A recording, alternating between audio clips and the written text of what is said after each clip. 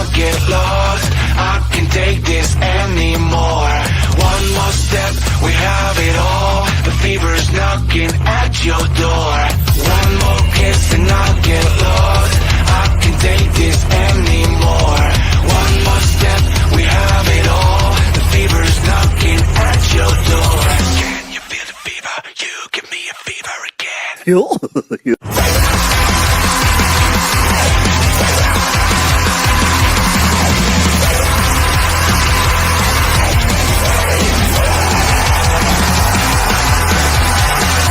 Yes, I know it's just your game, but I love to be the one who gets played, yeah. There I go and I just fall again. Cause baby I like the way I'm loving you. I like the hell you put me through. I keep on chasing after you.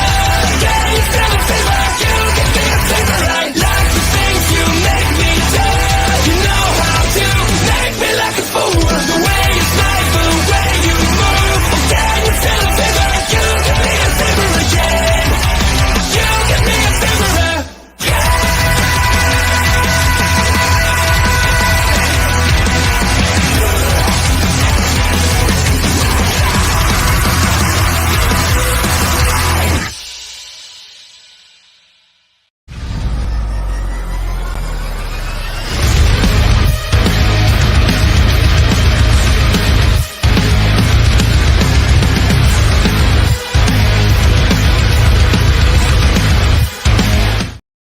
Oh boy, aren't you excited for another round of Ubisoft Assassin's Creed slop, especially with the Black Samurai? Oh, I'm so excited. Oh my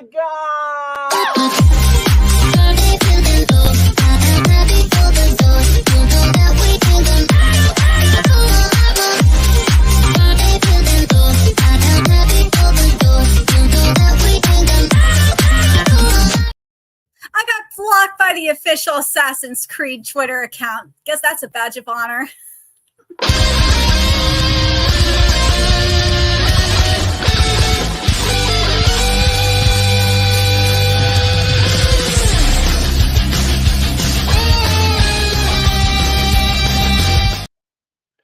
I guess women with samurai and shields is a thing now. Thank you, Ubisoft.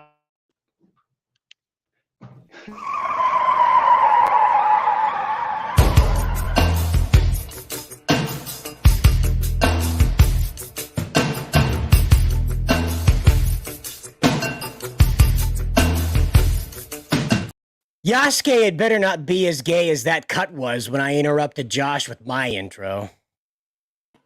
Technically, you didn't even interrupt Josh with your intro. You interrupted him with Jacob's intro because I heard that I heard like the squeals from the tires. I know his intro. It's been like 2 years. I know that squeal. But yes, everyone, welcome back. It is Wednesday night. We are back for another episode of the 01 show here at Bounding Into Comics. I am, of course, your host, the editor-in-chief of the site, Spencer Baculi. I am joined tonight by my wonderful friends, co-hosts, co-workers, co-writers, all that fun stuff. We have Josh Berger, we have the beautiful Nerdigans, and we have the lovely, wait, I always do this wrong because my camera's backwards, the lovely Cider Hype down there in the corner. And folks, we have an insanely big show for you tonight because this is one of those rare weeks where literally everything we talk about here is getting hit with something. We have Doctor Who news, we have video game news, we have Marvel news, we have DC news, we have Disney news in general. It is just a complete disaster across the board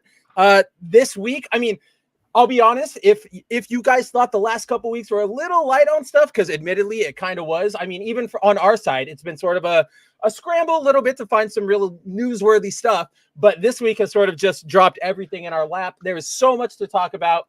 But yeah, before we get into that, obviously, I have everybody here with me tonight. We finally have the return of Josh. He is here. I know everybody was waiting for that.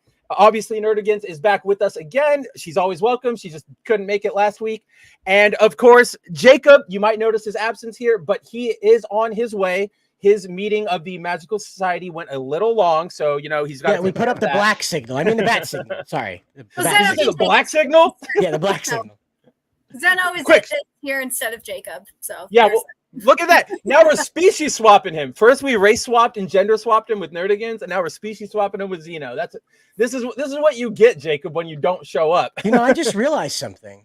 That's the next step, isn't it? They're just going to start like redoing RoboCop with like cats and dogs and Well, iguanas. furries are taking over. I mean, look at what happened with Kotaku, and I think IGN that had like some furry stuff going on over there too. They've all of those sites always have furry stuff going on because those sites, like the problem with those sites, I mean, we all know the problem with those sites, but like the main problem is that they focus on like, they want to be culture rather than just report on the news. So that's why they run all those think pieces. And inevitably they always get to a point where it's like, you know what our readers really want to know about?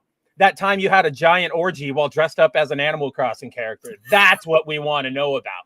Like, there is an article that I will never let Kotaku live down because it is literally just like an article meant to highlight like this guy's fetish. But there was an article back in the day from a Kotaku writer who was like, yeah, okay, do you guys remember when the Wiimote came out and then they released the Wiimotion Plus, which was supposed to give it like, you hook it on the bottom and it made things a little more accurate, like kind of more accurate, like not 100%, but kind of.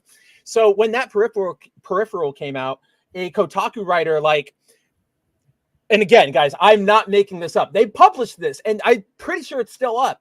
One of their reporters was like, I took the Wiimote and the Wiimote Plus and shoved it up my butt and tried to play video games. Here's how it went.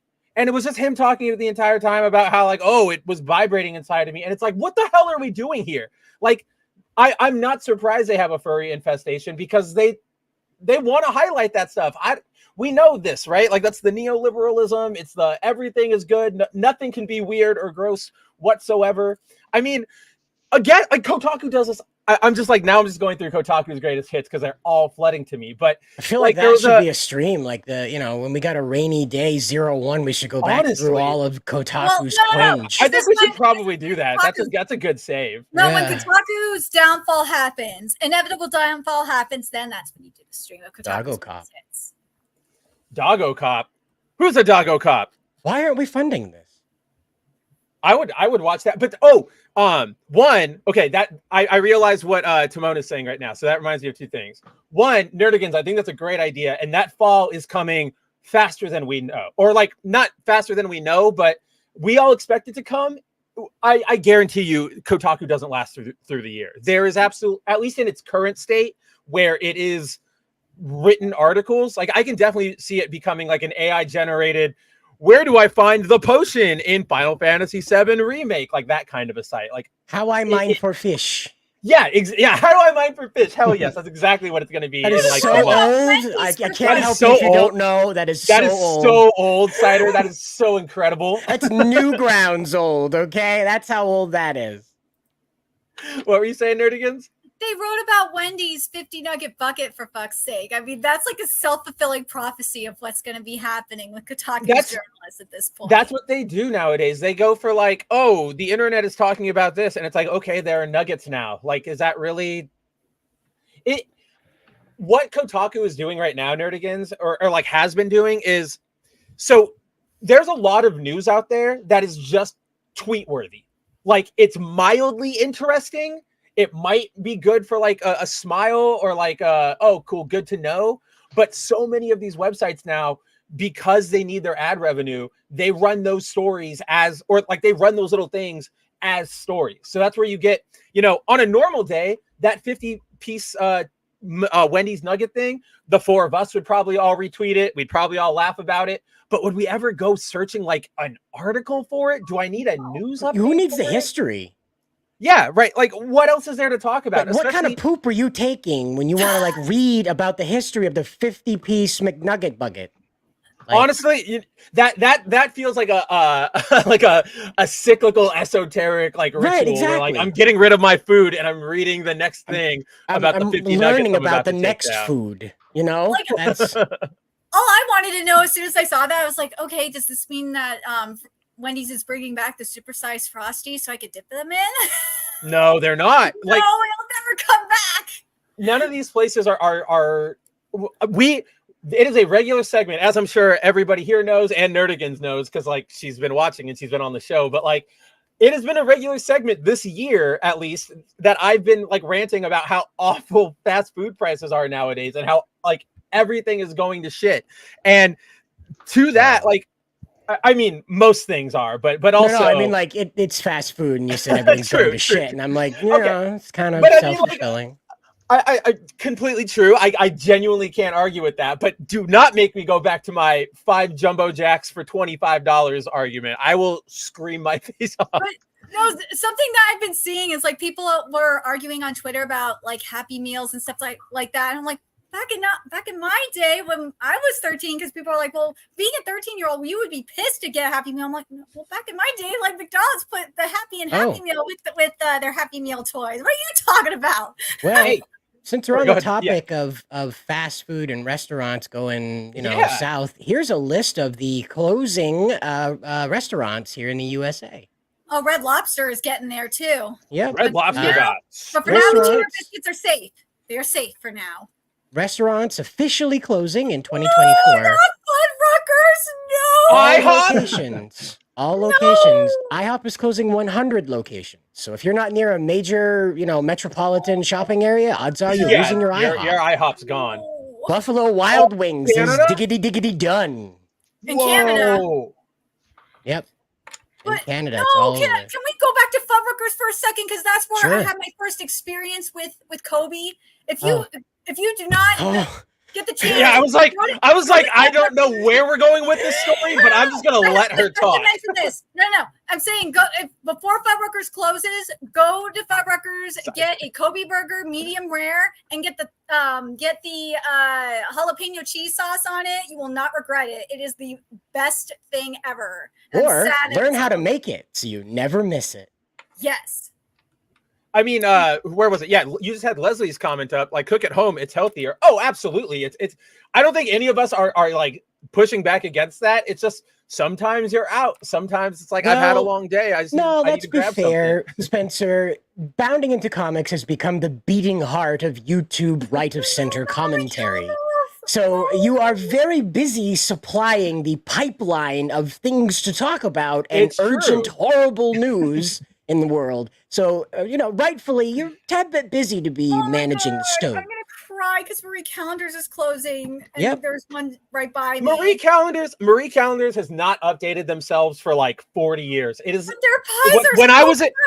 when I was a kid, it felt like an old lady restaurant, like straight out of like That's the old Mother point. Hubbard's fairy tale, and it still feels like that. That's the Like, point, and their pies are so good though. I love getting their pies for cheap. Like This you is can go the- there and you get a pie, and this was like a couple years ago. I went last time. You could get like a fruit pie for like $10, like a full size fruit pie for $10, and it's damn.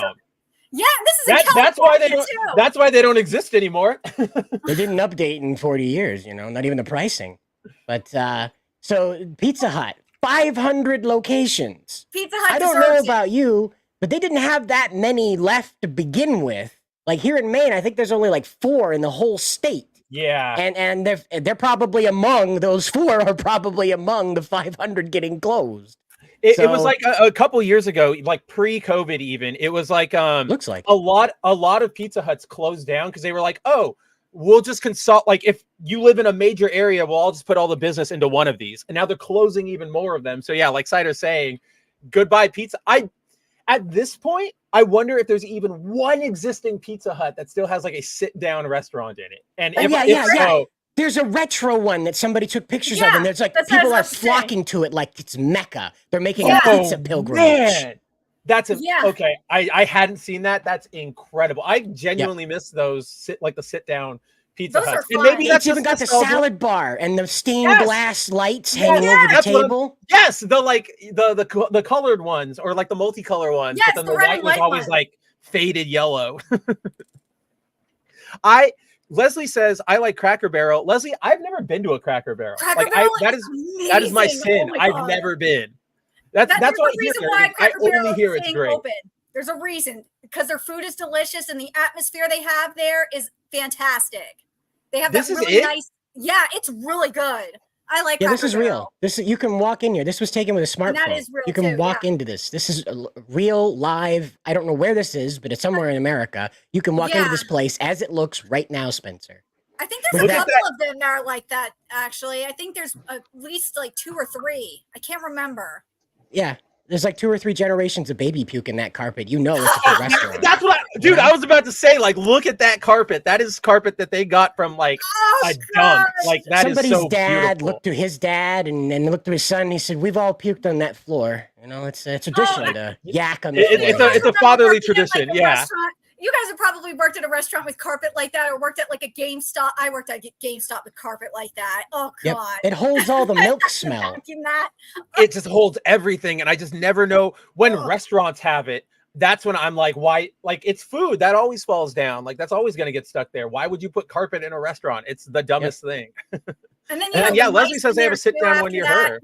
But then you have the mice that then you have to. Oh God, my round table when I was working there was mice there, and you could hear them like running in the ceiling. Oh my God, it was so bad. That sounds about right. That's how Yeah, you know that the sounds pizza's about right good. for a round table. Yeah. That's why the only round table like location I still know is on a college campus in California, because that's the only. There's one in like, there's one in Those my are the only people who campus. will eat it. There's one at my alma mater still actually.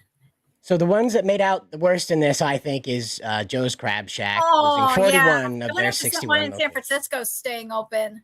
I've never not been, surprised nor by them. seen, nor ever heard of Joe's Crab Shack. But I've been looking to at that Joe's number, Crab Shack is good. I feel bad that they're losing 41 of their 60 locations. That's out of all of these, that's the most dramatic loss here. Yeah. I would say Fuddruckers is pretty dramatic, and Marie Callender's too. Well, you know, they're going out of business, but like the loss in the sense of like The ones staying who are still open. staying This is the around, yeah. majority of their locations. They're downsizing to like pre-investment stage, you know? Yeah, I'd say like So- Joe Crab Shack is probably staying. If they have one in Maryland, I'd say it's staying there, and it's probably staying in San Francisco and like just the coastal areas. That's probably where they're staying. So I'm going to Oh, tell you. I don't know. I don't know about coastal areas, but definitely like Maine or okay, East Coast coastal. Let's put it that Yeah. way. Yeah. That's a little different. But I will tell you, now is the time to acquaint yourself with Pinterest. I know you fellas out there, you might feel a little awkward about using your mom's app, you know, your mom's little Meet Friends app where she got all of her yarn and cookie recipes on. Well, as you may not know or may know, there's this massive library of everything under the sun on Pinterest because everything gets saved there. There's images, videos, cool like character designs you'd never see anywhere else because people upload them to there for some reason. It's like a weird little DeviantArt pocket that's not so It's deviant. really weird. However, My biggest issue with Pinterest is just its layout, but that's just a personal. yeah, it crashes all the time because of it. But the it's got bad situation, UI. the situation though is that the recipes are on there, and I'm not saying that as like ooh, you know, go get a recipe. It's like actual like hard line. This is where you put the brown sugar, dummy. Yeah. You can actually make a decent meal following these very simple recipes, and you don't have to get through all the. And I was knitting, and my husband, who only Yes! sells umbrellas for a living, came in and said That we was should what have I a was gonna- pot roast. That's you what I know, was gonna say, it's Cider. straight It's to like the that's the one recipes. thing about Pinterest. They don't have all of that crap. Like it just says like, here is your recipe. Go. Put it in here. You put it in these here, many rats put it from in here. Pizza Hut in your pizza sauce, and it tastes like this. That's how you do it. Yep. But now that we're getting into the Pizza Hut and all this I know scary we're stuff, getting. Well, also another thing I really suggest is investing in an air fryer. sure. Always, I mean, yeah. Air fryer, Do you remember when air fryers are great. KFC was going to put out a gaming console that used the heat from how hard you were playing to fry chicken? You remember that? The air fryer that was your gaming console? I Yeah. remember that. That was incredible. I still kind of was wish like- they went through with it. I wish who they was- would have defeated done the that too, point? but yeah, Of The air Who was that? redirecting the thing heat. ever. I like one point. I do actually remember that the air fryers were like the gift, the wedding gift that you gifted yourself, even Yeah. though you're not actually married. Somebody else is getting married, and you got yourself Yeah. air fryer. Yes, Or it's just fine. You too. got One yourself for the the air, wedding, one air for you, fryer one- off of their registry. exactly. Oh God. Yeah. If you don't know what we're talking about, this is the KFC console, and Dude, that it's is the so console, I sick. I like forgot that. how that looked. and it's just a plastic dumb. chicken bucket with a pocket to air fry your chicken in because you're gaming too hard, bro. You've gamed so hard, you've cooked your chicken. You can't stop to cook. You just need it to come out and ding. That's so awesome. Why didn't you release it, KFC? That's so Fire great. hazard. because you're gaming, you're having a great time, you're calling people the N-word in the Call of Duty lobby, and guess what? Your chicken's on fire, and now your house is burning down because you don't have really great hygiene because you're playing Call of Duty all the time, and all your your Right. crusty What if socks you are get- on fire. What if you rage quit, right, Nerdigans, and you break your controller? Then what happens? no. You can't turn it off, and then I can't fire turn the starts chicken everywhere. cooker off. Fire It's like- starts everywhere. You can see this right now. There's this guy. He's all like sweat out. He's like got this big bag of Tyson chicken. He's like, I can't shut it off. I got to keep can't feeding do- it chicken. I can't do I it. can't shut it off. We got to distribute the heat. We got to distribute the heat. Heat. God, The heat sink is the chicken. Yes. God. God, The you're thermal so paste was the nice grease. of these dumbass women. Oh God, those people piss me off. I love I it. can't believe. Nerdigans, I wanted to bring this up because you were talking about put the happy back in Happy Meal. Yes, This is their latest promotion, and I'm like, this is not kind fair. of this is cool, right? Like this is pretty neat. So for those What who am I don't know what we're looking looking at, this is the latest set of McDonald's toys are going to be a crossover set of like Hello Kitty Sanrio cross Yu-Gi-Oh. So that's why you see like Hello Kitty over there is the Dark Magician. That it's Maru is the Red Eyes Black Dragon. And it's just like, I saw these and this was like the first time in a long time where I was like, that's a pretty cool toy for a kid to get in like a Happy Meal thing. Because otherwise, you guys saw the Brave New World toys that came out like a year and a half before the movie ever hit theaters, right? Those were just like keychains of the characters. I don't know. It was super weird. Like there That's was all no they could thought put release. into it. They couldn't I put know, the action that's figures true. out because it spoils all the costumes and characters and what they do in the movie. You And know? then there's the Inside Out toys too that they're releasing, and they're just like these tiny ass figures. I'm like, So I think for will a give minute. them. Or go ahead, Cider. Yeah. Well, just think for a minute, right? Look at the genius the Japanese had here. They said there's really no super special occasion to this. There's no time sensitive occasion to releasing these Yu-Gi-Oh! Hello Kitty friends. well, No. actually, it's the 25th anniversary for Yu-Gi-Oh. But and that's just it. Is it's not like Right. 25th on their forehead, right? So Yeah. this can be you can just put this out anytime, really, this year. It doesn't need to come out at a Yeah. specific month. It doesn't. It would be Or helpful, like day certainly. or anything. It- Right. yeah, This right. is the helpful, genius but it of was the like in February, Japanese. but yeah. They But didn't. yeah, they they- didn't yeah, put yeah. these out, right? They didn't put them out with all this branding that was sensitive to a very specific time, right? It also helps. It also helps like the appeal to children because this is something that they're yeah. like, oh, I don't even know what this thing is. I'm going to call this Wizard Kitty. That's Yes. what kids do. Yeah. They call it Yeah. Wizard Kitty and stuff like that. So that's how this rolls as far as like advertising goes. You got your little blue eyes, white Hello Kitty thing here, little kitty character. Very, very cute. And then you have the Brave New World figures come out that have no context to them. You have kids discussing events of the movie that you have no way of grabbing onto. And when they're out of McDonald's, you're not even going to recognize them when you see them sitting on a shelf. You're just going to say, wow, that's a dumb looking character. I wish I knew what that was all about and move on. Meanwhile, Well, I mean, the Hello Kitty things, you're like, hey, I recognize this dumb thing. This is a Yu-Gi-Oh thing. Why is it Right. cats? And that, Who knows? But it's a Yu-Gi-Oh! Or who knows why it's but it's Hello Kitty. It's all that sort of recognizable stuff. We Bingo. don't have any of that with those with the Captain America toys. And I mean, like RJ puts out here, it's not like the Marvel toys in July for a movie that flops in November. I mean, Mhm. like that's the thing though, is Captain America doesn't come out until Valentine's Day next year. So like to Cider's point, you have this release where people go, what am I looking at? I don't know any of these. I haven't heard of this project. I haven't heard a trailer. I don't know. Okay, sure.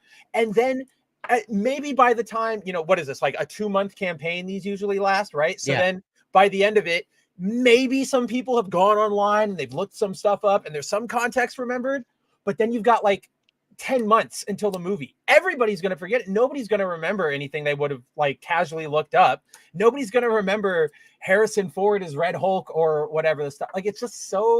Right. And then what do you do when the movie comes out? The I hope normies. the movie comes out and there's like a Superman Legacy promotion at McDonald's. That would Got be it. the most Wait, incredible thing. what I'm confused about is why aren't they doing something for SpongeBob's 25th anniversary right now? Like that makes no sense. Instead of doing the Marvel stuff for a movie that's not even coming out right now, just do stuff for SpongeBob instead. I'm sure we might eventually, but Do you really want it? I know that's what I was about to say. It's like, do you really want any of like the new SpongeBob stuff? Like, what is it? The Patrick Star Show? Like, oh great, like, we don't want that. Well, the Patrick Star Show actually made fun of Steven Universe, which was pretty funny. I'm not gonna lie. What is it? Like the enemy of my enemy is not necessarily my friend, but I'll give him credit. But no, like the disaster here, Nerdigans, is that the reason these toys came out is because Marvel doesn't know what they're doing. They were literally scrambling. I mean, if you guys remember, Captain America Brave New World has gone through 5 delays, 6 rewrites, 4 title changes. Like, they don't know what they're doing with this movie. And so this was just the end result of their inability to commit. They signed this contract a long time ago. I guarantee with McDonald's, they had that Brave New World toy contract signed 2-3 years ago. But because they screwed up, they can't get out of that. And McDonald's has to move forward with it. So the only person who ends up with egg on their face is Marvel. It is clearly just like a bad time all around over there, as we are going to get into.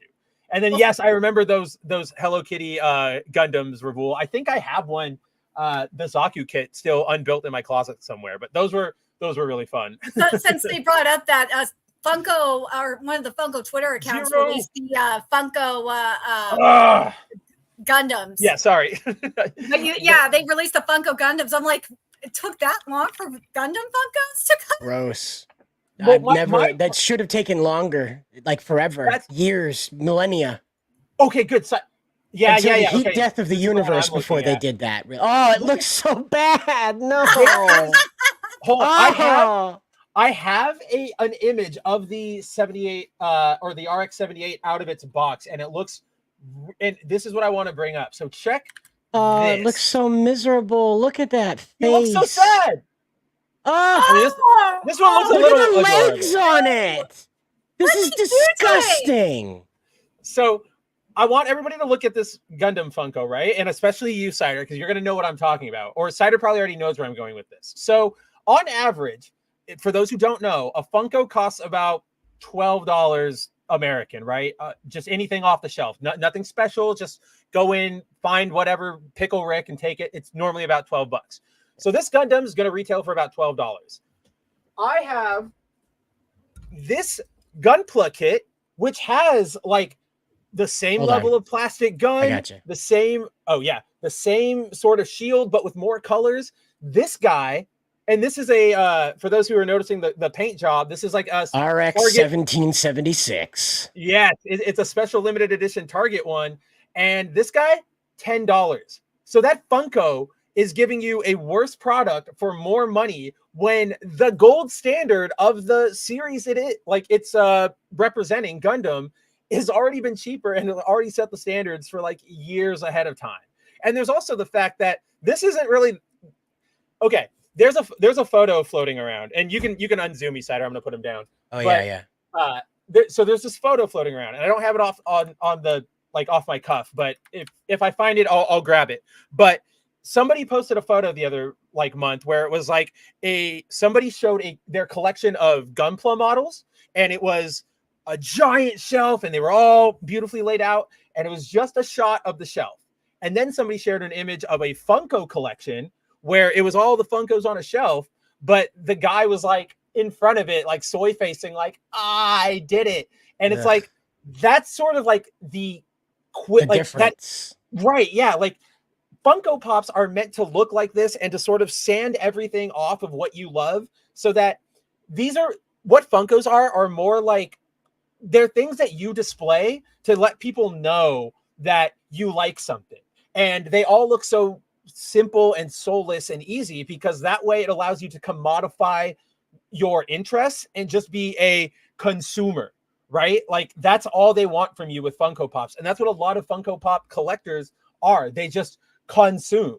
But with Gunpla, like that's an interest. There's like some skill behind it. You have to dedicate your time. Like my point, the thing that got me onto that photo is there is a level of difference. If somebody walks into your house and you have a bunch of Gunpla out, even if they don't like it, they'll be like, okay, interesting. Like you built these all yourself. That's at least impressive. If somebody walks into your house and you have a bunch of Funko and they go, you just bought a bunch of Funkos, there's no respect coming out of there, even among Funko collectors. I'm just saying that out there. And that's not saying if you have like one or two, you're a bad person, or even if you like them, you're a bad person. It's just saying that they are very significantly a lower level quality of merchandise. Like, and for it sucks when, reference, yeah, go ahead. for reference, we do have the Super Deformed line from Sunrise Bandai altogether. This Yeah. is Wing Yes. Zero from the Gundam Wing series, the first in America, as a super guy. deformed figure. It's not. This isn't a model. This is just a printout figure, as you can see, just a figure. But again, let's do a comparison. So again, this is a different Gundam. Don't get me wrong. This is a different Gundam. But just look at what their approach is with this. They had the super deforms to work with to model a Funko Pop after, and instead, I'm not sure what the goal was here, because it just seems like they forgot what a Funko Pop doll is too in the process of making this, because it doesn't look like a Funko Pop either. It's like one of those Chinese bootlegs that took like a bunch of 3D assets and cobbled something together that they want $40 for, you know? It feels like to your point, it feels like a if you went and you got, like, let's say like a Kinder Egg and you had a toy in it, right? Like, that's what the Funko feels like, just a bigger version of a Kinder Egg toy. And that doesn't scream quality to me. That just screams, we're really desperate. We want your money. Right. Here's this Japanese thing. Do you like us? Yeah, that's pretty much, yeah, like, what is it? The Hideo Kojima, when he did the Assassin's Creed thing, like, all those years ago, did you like it? Like, that's what they're doing right here. And it's not great. But speaking of things, or here's a question, Cider. Do you want to answer Mitch's question, or do you want to go to the story? Because I can do two different lead-ins. Well, I was going to move into Mitch's question here because it, helps us move on here. Relevant. So what is everyone's favorite Gundam unit? Now, I'm guessing that's not a team. That's the physical mobile suit model itself. I would presume as much, yeah. Because otherwise, everybody would just say Shuffle Alliance. Duh. Yeah, that's the best one. It's the only correct answer. I was actually just replying to him on the chat, so I haven't got my answer right away. And it's because my only exposure to the Gundam is just the Super Famicom game, and it's Dead Synth and Wing in that order. Those were my favorite ones. So see, for me, I think my favorites are going to be Tequila. What did I say? I don't know. Well, Death Sight was my favorite as a kid. I won't even like deny that. I mean gameplay wise, I think it's just awesome. Well, he had the sight, he had the reach. He was one of the few characters in that game. But he's got the Shoryuken as well as a Chem player. Yes. I don't know. That makes sense too. Yeah, he's your Shoto representative in the Endless Worlds duel game. But yeah, mine is definitely going to be Tequila Gundam. As you guys all may remember from the last episode of Tokyo Happy Hour we did before we combined it with this show. So Tequila, I can never remember the exact name of it, but like the Suzaki, the Char's one, like the giant red one, that one, and then the Epion from Sazabi. Like, Sazabi, yeah. See, I always screw up the vowels. So, but it's a Gundam thing. They intentionally screw up the vowels just to screw with you. I know. But yeah, those are probably my top three: Tequila, Sazabi, Epion. Oh, there you go. I mean, like for me, I have Barbados is my number one. I like the nanomolite armor. It's beam proof. It's really neat. I think that's a fun twist on a franchise that prided itself on its beam weapons. So, and the second, that's always just a very close second, is Epion, and that's that. Yes, my man. Yep. I love all those wingsuits, even if. Like, I like Wing a lot. They're just nuts. They're just nuts. I will admit, they're just so cool. They just go so over the top. I mean, Mitch brings it up here. I liked Death Size Poncho Wings when it got the upgrade, when it became, what did they call those things? Death Size Hell. Yeah, it's custom. It's all it was custom was the name. That's what it was. Sandrock That's what it custom. was. Yes. The Heavy Arms custom. Nataka. The Wing custom. The Shenlong custom. Shenlong, I remember those ones. I remember Sandrock because that's what I've always named my villages in Animal Crossing. That would be a really good story. They want to do a Gundam Wing story. You hear that coming out. Who the hell is Nataku?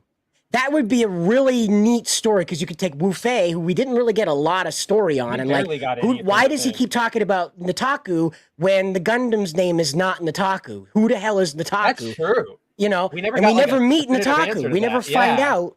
There was a fan fiction that I read a long time ago when I was writing them, that Nataku was the original pilot for Wu Fei's Gundam, but for whatever happened, she died, and she was like his girlfriend. And in order to get vengeance on the Rockefellers in Oz for killing her, he took up the Gundam, and that's why he's so like not great at it, but very Yeah. aggressive. You know. I like that idea. No, that would, and you know, that reminds me, like, as Nerdigans has like informed us throughout the year, like this is the what is it, the 30th anniversary of Wing, G, and Crossbones. So Yeah, it's the who knows? 45th anniversary of the series. Yeah, the overall series. So like Overall. maybe we'll get Wing a nice Wing side story. I mean, we already got confirmation a little while back that G Gundam's getting a new like Yeah, it's side this story. summer. Yeah, this So- summer is getting it. Yeah, and we just haven't heard anything for the other two series yet. So let's hope. Probably, if anything, I would guess Wing would probably get one in the fall. If there's going to be an announcement, it would probably be after G Gundam. You think the announcement would come after the other one releases? I feel like they would just announce them. You know what I mean? We I'm not did miss disagreeing with- one though. Spencer, we didn't Crossbones, find out what Nerdigan's favorite Gundams are. Oh, that's true. Nerdigans. I'm not a Gundam fan as you guys, though. You didn't ask, being a gigantic Gundam fan, what's your favorite? He'd asked what everybody's favorite was. I didn't ask. They asked. The people want to did, know, but Nerdigans. people- Which giant robot is your husbando? That's what everybody wants to know. What giant robot is my husbando? I don't have a robot husbando. Then you need to get cracking on 1970, or what was it? Yeah, 1978. Go check out Gundam. Start from the beginning. And just I gotta follow it watch all the way through. Gundam. Yeah, original toy promotion Gundam. Brace yourself. It's pretty. I had, Gundam. This is the thing with Gundam for me, because I did watch Wing when I was younger, but like, of course. because I wanted to cover Gundam manga on my channel. But the thing is with me, and I did this with Captain Tsubasa as well, I have to read everything. And I did this for Saint Seiya too. I have to read everything and watch everything. That's how anal I am about this. I am just like you, Nerdigans. everything I and am watch just like you. everything, and then be all caught up with it, and then I'll read the latest, and then cover the latest iteration of it. Drop Captain me in at Tsubasa episode took me- 49, and I'm good to go, man. Like, I'll sit through the last half hour of the show and be like, this is the greatest thing ever. I know nothing, and I love it. You're one of those people. I can't do that either. Me. I just Like- I couldn't do it, man. Like here's how I go, Nerdigans, where I'm like, I'll be watching something, I'll be like, okay, I don't know anything about this. Let me just jump in. And then I'm watching, and then I'm like, okay, that's clearly like a reference or a joke or a nod to something, and I'm not getting it. And I don't like that I'm not getting it. So Then I'm you gonna have to go go get back it, to and the then I'm way. gonna come back and show you guys that I got the joke. Like, Well, Well, like, for that's me, how it's I easier, am. And like I know I should probably watch the anime, but it's easier for me to read than it is to watch, and that's why like with Captain Tsubasa and Saint Seiya, same, yeah. I read it. Like Saint Seiya, though, I watched the anime first on a Twitch because I had a Twitch channel that I would just watch everything and chat with my friends on there. But Can't then I do was that like, anymore. okay, I need to just read Saint Seiya, and I read it, got addicted, read all the side stories, and now I have to read one of the other side stories because it finally caught up. The scans did, so I'm gonna finally catch See, up with. I actually think, Nerdigans, that you might have a lot of fun getting into Gundam, because while you can go, like, yeah, you go through the series or whatever, but because of your like dedication to consuming everything, there's so many like mini side mangas and all this stuff that you You're gonna be would so get like overwhelmed by this. Yeah, overwhelmed. But I also think like it'll be fun. Like you'll have like all these rabbit holes to go down, and Oh like God! the mangas are some of the best mangas around. I know. and I it's just- probably. I know. they I'll don't enjoy get the manga. translated. They don't get I know I will. translated, and it's a shame. It is an Well, absolute shame. you know what got translated? The Doctor What's Who that? numbers, and they are Oh, I don't think those awful. translated. Yes, folks, let's get into Before we perfect get into timing, it, though, I believe. before we get into Oh, it, before I forget, Spencer, did you see? I have to mention this. The Mazinger manga, the new one, got Yes. translated too. Yeah, I'm reading it. I'm excited. you know for who it. else is a bazinger?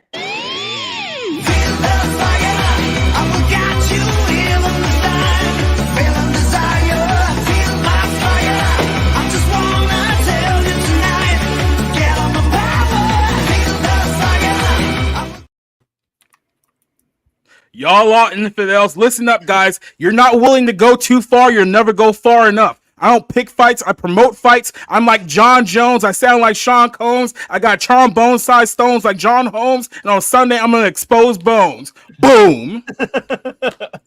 Was that a Bible Lens promotion, I think, in the style of WWE? No, that was a little bit of pro wrestling thrown in there for the people. I know. It's a bit unfair though that you read the whole thing, you had your own script. I'm like, oh gosh, I'm actually kind of jealous. Not like it's not. Your timing was so perfect for this. Jacob should be a promoter. If one of us, if there was a fighter in our sphere, I would be like, get Jacob as your promoter, or at least your hype man. I am a fighter, but I'm not But you professionally. lost. Like, You lost. street fighting. Come on, man. We It want counts as winners. well. Pot Jacob fighting. I don't know, man. If you go to the hospital at the end of the night, you lost the fight in my eyes. That's how it That's works what in I'm the street. saying. No, because you always go to the hospital, even if you won or lost. You're still. Mhm.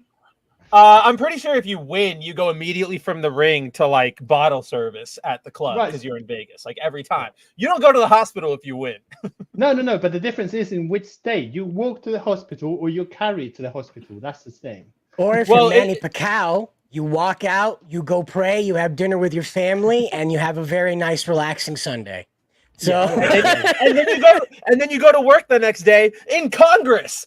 right, Oh God. Manny Pacquiao. Manny yeah. P, just the man who does Hey, everything. Jacob, What? what's in there? Back in there. You remember though? Do you? It's been 2 years, and I'm still waiting for that 50 whatever reasons why the TMNT actually suck. Oh yeah, no, don't worry, it's coming. It's coming, yeah. Yeah, He's got to do Still can't all of come his up with research. reasons. He can't come up with 100 reasons why. Oh no, I will like, increase it to 100 just out of spite, Nerdigans. Thank you very much. Venus should be the number one reason. Mhm. Oh my gosh. Or the fact that they did a musical performance with Vanilla Ice. I'm pretty sure that's all you really need to know. Go Ninja, go Ninja, go Ninja, Go Ninja, go. Speaking I of love giving ninjas, to you. But anyways, that's But yes, so you joined us just in time, Jacob. We were finally getting to our first real topic of the night. It was mostly just us talking about how every restaurant in America is closing. and Gundam Yep. Funko Pops suck. Yeah, and Funko Pops I mean, are look, awful. I'm at the point now where Red Lobster is going down, and if Yep. we're being brutally honest with ourselves, a lot of these other places just need to give it up too. I mean, Wendy's is trash, like McDonald's is trash, Taco Bell's priced itself Carl's out of the market for Jr. me. Hardee's Carl's doesn't Jr. matter. is- Yeah. yeah, Hardee's, Carl's Jr. They like, you want to talk about overpricing yourself out. Those places are like sit down restaurant prices now, and I ain't paying that if I'm gonna have half of it Do on you- my pants. Do you remember while I'm when the driving. Krabby Patty the Krusty Krab got all fancy and they had like a violin and the place tables and stuff? You expect that when you go into Wendy's now, like the Olive Garden treatment. Like, welcome to Wendy's. I'm your hostess. Let me take you to your table. Would you like a complimentary Frosty while you wait for your At Wendy's this waitress? point, yes. At Well, this point, I don't know where you guys are, but the Wendy's that I walk into, they're just a giant kiosk in the middle of the ring, and they just expect you to order your own food. And they look That's at all you you gotta weird do now. now, yeah. But when you go to the front and like you haven't ordered yet, and it's like, oh, I got to go to the big box and point out my name and my number. And The all this stuff now. soulless machine, and tell the soulless machine with the giant screen everyone can see just how many burger patties you want. Mhm. I don't That's do a that very- anymore. I don't just go go to on- fast food places. I just keep my shame on the app so I can order it from home, walk in and pick up my bag, and no one has to know what I got. Like No. they're occasionally I'll jump in the Gmod, and like some of the Gmod like creators will like have like an old like 90s style like a McDonald's with the menu like literally like photocopies like to the T where it just looks like an old McDonald's. Painful. And I just go back and I just like, what happened to like what did they do to us? It's such a simpler time. I think you should Better leave. time. What did they do to us? Yeah. That's what Yeah, we right. were talking about that earlier. There's apparently somebody bought and like restored a Pizza Hut back to like a 90s sit Yes. down version. Yep. It's Yeah. pretty wild. And like But- it's like a pizza mecca. People are going and like make a pizza pilgrimage to this. You know, It's like with Doctor Who. Like what? It was such a simpler time. It was such Very a better nice. time with Doctor Very Who. nice. It absolutely was a better time for Doctor Who. And that better time for Doctor Who was not even that long ago, guys. That better time for Doctor Who was December. So, first up, first official topic of the night. In case you guys haven't seen the news, and it's pretty much, it's been a really hot topic this past week, but Doctor Who's ratings are continuing to absolutely not, like, I used plummet in the headline, but they are a disaster. We need to call FEMA. There needs to be like quarantines. Like Doctor Who is dying at this point. So I'll just say this just hit, real quick hit before we us, get hit into us. it. Yeah, It's like, I'm just gonna get into the numbers. so the guy who said if you didn't like what we were doing, don't watch, and then people proceeded to do exactly what they were told by not watching. Are you saying that was probably a bad marketing strategy for the television show? No possible way. See, that it's not that was a bad marketing strategy. It's that it wasn't as good as the transgender drag queen who guest starred in an episode, and when giving an interview about the series afterwards said, "Oh, if people don't like this new direction, who needs them?" And then said, "For every one fan we lose to bigotry, 5 more are going to come in because they're so excited for trans representation." And it's like, no, they clearly didn't. You know what? The engineers down in the guts division, they let me know that we got to make sure we fire this laser every time. We can't just charge it up and leave it sitting there. The particles bounce around, cause a bellyache for the orc. I know we had damage last week, but we just the calibration was off. We didn't have the target. Right. So thankfully, we do have the target, and I'm just going to cut to the chase. All right. So I think we should. I think we should. There you go. All right, get the comment out of the way so it doesn't get blasted.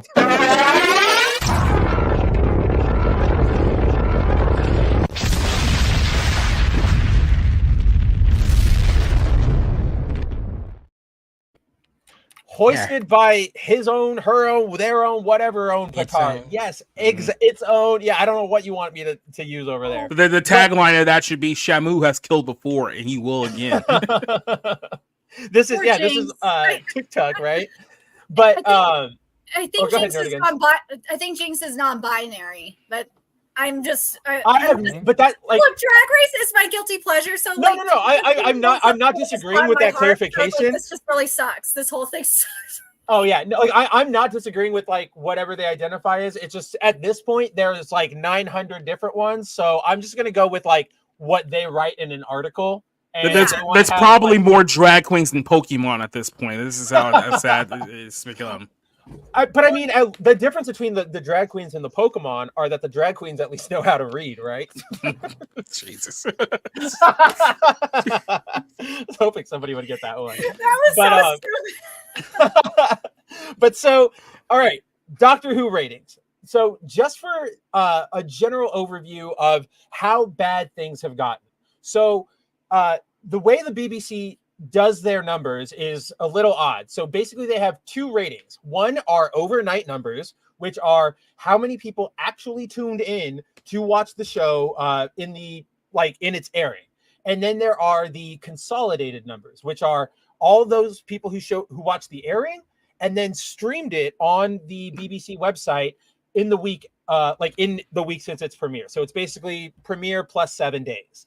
Now, Doctor Who has been failing by all of these metrics, insanely so. So if we go back to last December when they started these new specials, and it was David Tennant was back for a little bit. They were going to introduce Nchuti. I'm still never going to get his name right. Whatever, Shooty, I think is the way Cider told me it was supposed to be pronounced. I've been calling him Nchuti, but apparently that's what I've been saying too. I've never heard Shooty until you told me last week. I had never heard Shooty in my entire life. Right. Would have never also, guessed it. Oh man, I'm gonna get in trouble. I'm gonna save that joke for us. That'll be a private chat joke. But I think Cider knows where I'm going, and we're Anyway, so with the specials, when Doctor Who came back from this, when the specials aired in December, Doctor Who was pulling in roughly about 5 to 6 overnight viewers for each episode, with an additional just 6 of them. Yeah, that's bad. Just six total viewers in the entirety of England. What happened? What? Oh no! How terrible! That's just awful. How terrible! Oh no! I love Cantankerous so much. So yeah, back in December, those specials, even with when Shooty came on, those specials were averaging around 6 to 8 million viewers consolidated. So after a week, so they'd pull in about 3 to 4 in its airing, 1 to 2, maybe 3 on a good week for like the episode where Nakuti finally shows up as the Doctor, and then the very first one with Tennant back, those got like 8 million, and then the rest got around like 6. Fast forward to 3 weeks ago when the series officially returns and it starts its new series. Like, so the British call seasons of shows series of shows. It's a little confusing, so if I end up interchanging them, bear with me. But the new season started 3 weeks ago, and the overnight numbers for the first 3 episodes have been abysmal. They have been around, the first one came out, it was around 2.5 million. The next one came out, it was about 2.4 million viewers overnight. This latest episode came out to 2 million viewers overnight. Now, a lot of the BBC and a lot of Doctor Who defenders, they obviously, this is why I set it up at the beginning, they talk a lot about, oh, you can't just look at overnight. This is the streaming era. Things have changed. People consume, whatchamacallit, content differently these days. And you go, okay, fine. Let's look at the consolidated numbers. We only have the first 2 episodes right now, but those episodes only got like 1 or 2 million more in the week. So they only amounted to 4 million viewers, maybe at max. That is abysmal for any television show. You're pulling in barely 5 million people in a prime spot for your prime show that you've spent billions of dollars marketing now. Like, I don't know about you guys, but I'm getting blown away. So because Doctor Who's on Disney now and it's all internationally and blah, blah, blah, I see ads in real life for this season. Like, I'm driving down the street and I see Chudy on a bus stop, like on a bus stop poster. Or I see giant billboards with them. So they're spending all of this. Nobody is watching. Nobody is checking this out. For reference, as I noted in the headline of this article, this episode is the worst performing in the entire history of the show. Previously, the last record holder was a tie between actually the last episode with Jinx Monsoon and whatever, and this season 13 episode with Jodie Whittaker, The Legend of the Sea Devils, which was really, really, really bad and nobody watched it. And so basically, as Jacob was referencing at the beginning, and I was shooting back, like, nobody is watching this. Nobody is interested in watching this. And they've completely alienated all of their fans. No new fans are being pulled in. Nobody is sticking around. Sorry. Right? No, it's all good. At this point, Doctor Who is just bleeding. And we obviously know why, right? Because, look, to be honest, if you go back and you look, Doctor Who has always been sort of a more, I don't want to say progressive show, but a more open-minded show, right? It's sci-fi. It's out in space. There's lots of weird concepts. But Davies himself did an interview before this new series aired where he straight up said, oh, I'm using this series as a vehicle for socio-political progressive messaging. That's what you need to be doing in 2024. Our rights are under attack. That's what we got to make all these stories queer. And it's just like, all right, but if you're going to do that, nobody wants that. Everybody these days is sick and tired of being preached at, of being told they're a bad person for like just existing, right? So to me, this isn't surprising, but I am genuinely like, I am now excited for each week of Doctor Who because I just want to see how bad this can get. Yeah, the train wreck. Yeah. It's a train wreck where every episode or so is some really, really ham-fisted like metaphor for some progressive issue. Like the first episode was about abortion. This last episode was about it criticized like religion a lot. I'm sorry. Did Disney? Does Disney get like a sexual thrill of just killing franchises? Because it seems to be like a trend for like what 15 years now. They do. That's all they do is they get a hold of these things and everything just dies, whether it's something they made, whether it's something somebody else made, whether They're like licensing a it. 4-year-old who just comes in like the Tasmanian devil and just wrecks your Lego set, and then you have to like put everything back together. At that point, it's too smashed up to even start all over again. Like, why do you do it? Well, No, and it's so well, I was gonna smashed up, say but you're also supposed to hold on, nerd. I just have one sentence. It's like it's all smashed up, but then everybody's expecting you to go, yeah, compliment them. Say that the fact that they smashed all this up was really good. Tell them that they're so creative. And you're like, no, your kid's not creative. Your kid's a moron. Go ahead, nerd again. I Sorry. was gonna say this is like Timmy Turner's mom. Everything she touches dies. That's what Disney is right now.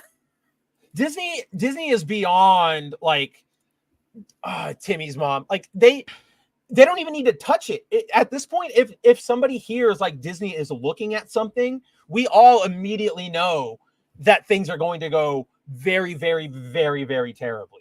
Like there's nothing they do anymore that inspires confidence. There's no, I mean, it's sort of a bad example because we all of us here in the chat and on the panel were really into this stuff. But like when Bob Iger comes out and he has those post earnings call interviews and he says things like, we're course correcting, we're going to be doing this, we're going to be doing that. Most people, like not our sphere, but like most audiences generally tend to believe them. That doesn't happen anymore. Those statements get leveled out, and even normies go, okay, Bob. Yeah, sure, Bob. All right, Bob. Female Silver Surfer, Bob. So like they're killing everything. They're not caring to sort of foster anything. They're of the belief that they are too big to fail. Like they think that no matter what we do, we can just keep doing this and everybody will be along for the ride anyway because they love our IP. They love this IP so much. But everything, like Star Wars is dead. Marvel is dead. Star Wars is like beyond dead. Like I don't even want anything to do with that anymore. But and then, oh, first of all, hey Alex, long time no see. And then yeah, that's exactly what I'm getting at, right? Disney doesn't work for money now; they work for the message, and that's true. So they'll keep burning all of this stuff, regardless of whether anybody is watching it. And so I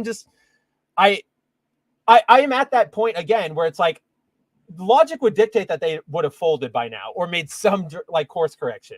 They're not making that. So I don't really know what to predict where this is going to go, but just I'm at this point, I'm convinced that they should be done. But something I'm very curious about in the case of Doctor Who, because what it seems like to me, it's very similar to what the Sex and the City fandom was dealing with and Just Like That. Because after they killed off Big, it just got worse and worse and worse because they were trying to make all this stuff happen around this non-binary character, and it just was terrible. And the fandom just like was waiting like to see how bad it was. They were watching YouTubers to see how bad it was going to get every week. What series were you talking about, Nerd again? The Sex and the City sequel. Oh, okay. Yeah. So that's what it seems like Doctor Who is heading in that direction in terms of the fandom. And then at some point, just like with Che getting fired, the actress for Che finally getting fired, that's going to probably be the case here. But the other thing is what they have for Sex and the City is they have like this podcast with the creators. I wonder if that is going to be the case with Doctor Who, because if they do, and they have like a commentators podcast with the creators, that will be very, very interesting to see what's going on behind the scenes. Yeah. It's one of those sniffing their own farts kind of situation, well, like it was there. Well, or go ahead, Josh. Yeah. Yeah, it's got it's just a lame comment, but it's kind of like 2.5 Men without Charlie Sheen. That's what it is right now. That's what it is. God, that was a really bad. I don't even like that show, and even I know.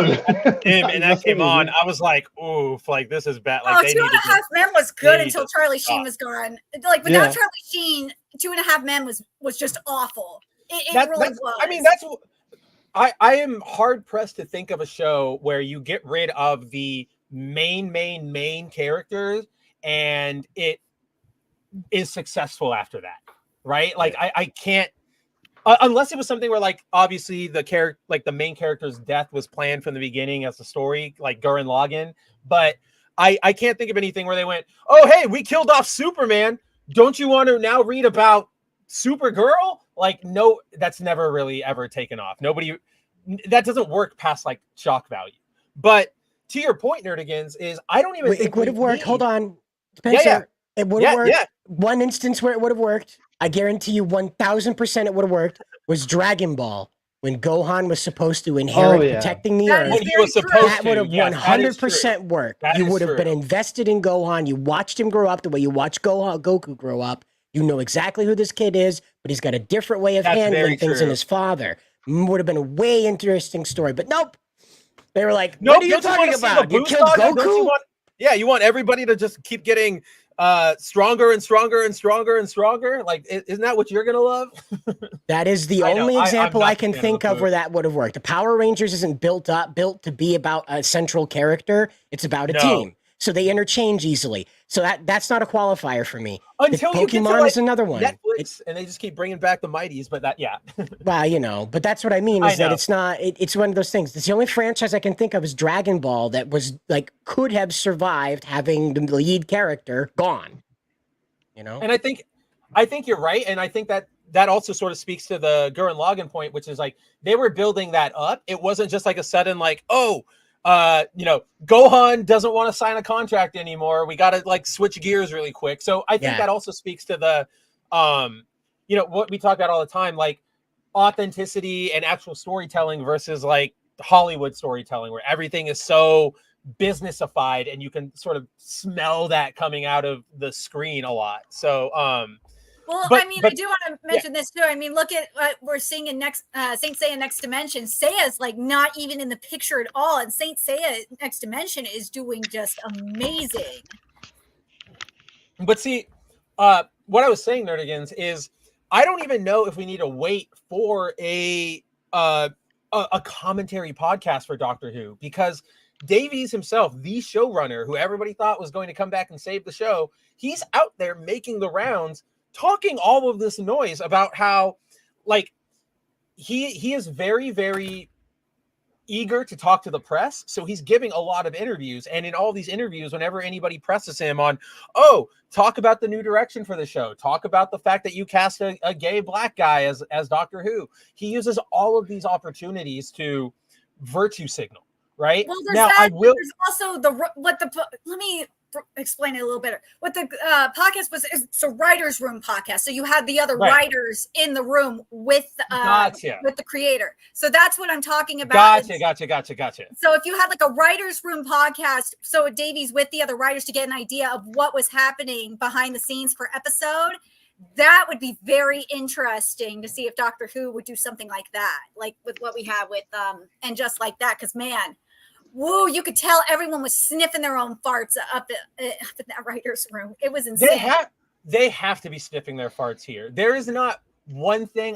We literally have had the last episode of Doctor Who that just aired. And again, I had mentioned this last week, but I'm watching these because I have to jump around and find screenshots, and sometimes things just play out for like 5 minutes and I catch a scene. But this last episode had the Doctor being chastised about pronoun usage. And it's like, we just had that in a special. Like, you guys are all so up your own More butts. pronouns. More pronouns. It's at every turn. They're like, what is his pronouns? What's his pronouns? Ask his pronouns. Ask the pronoun. What the hell is his pronouns? It's not, don't call it a boy. You don't know his pronouns. And it's just like, chill the hell out. Like, I don't know if anybody saw that episode or if anybody here, saw that Doctor Who special from last December, the Meep, where that's the episode. And so you know what I'm talking about, Cider. That's the episode where the Doctor gets chastised for misgendering a space creature.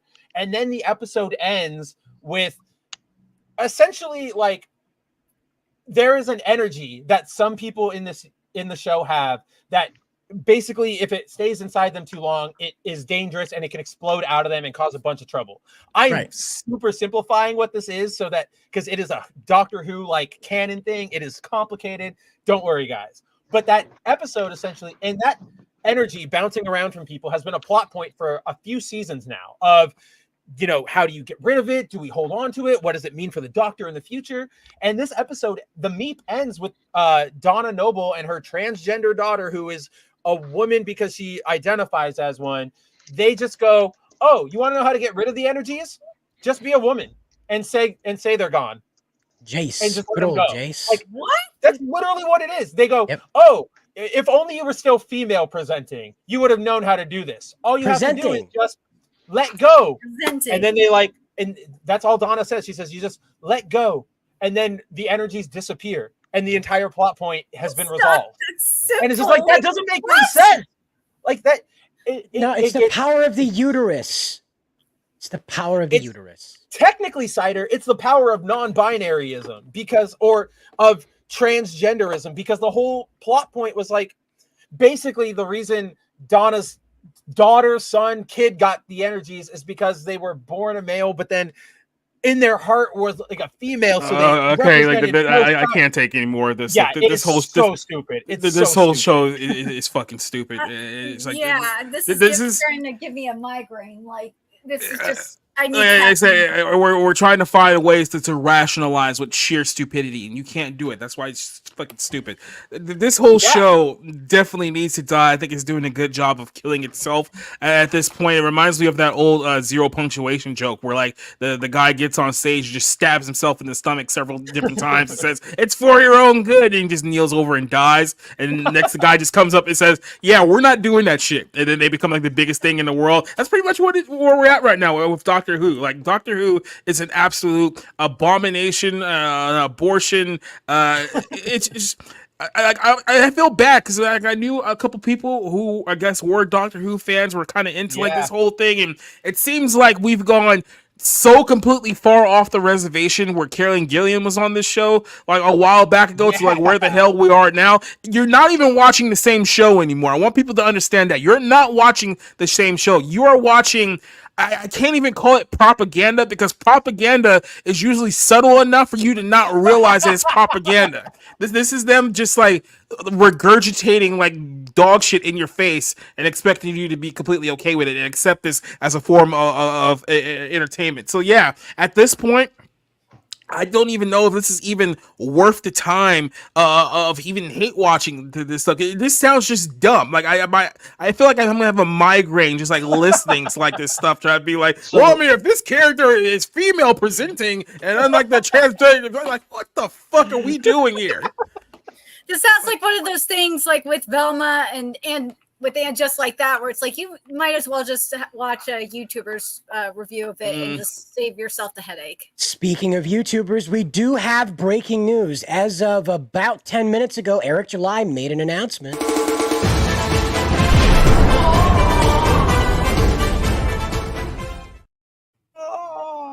What do we got?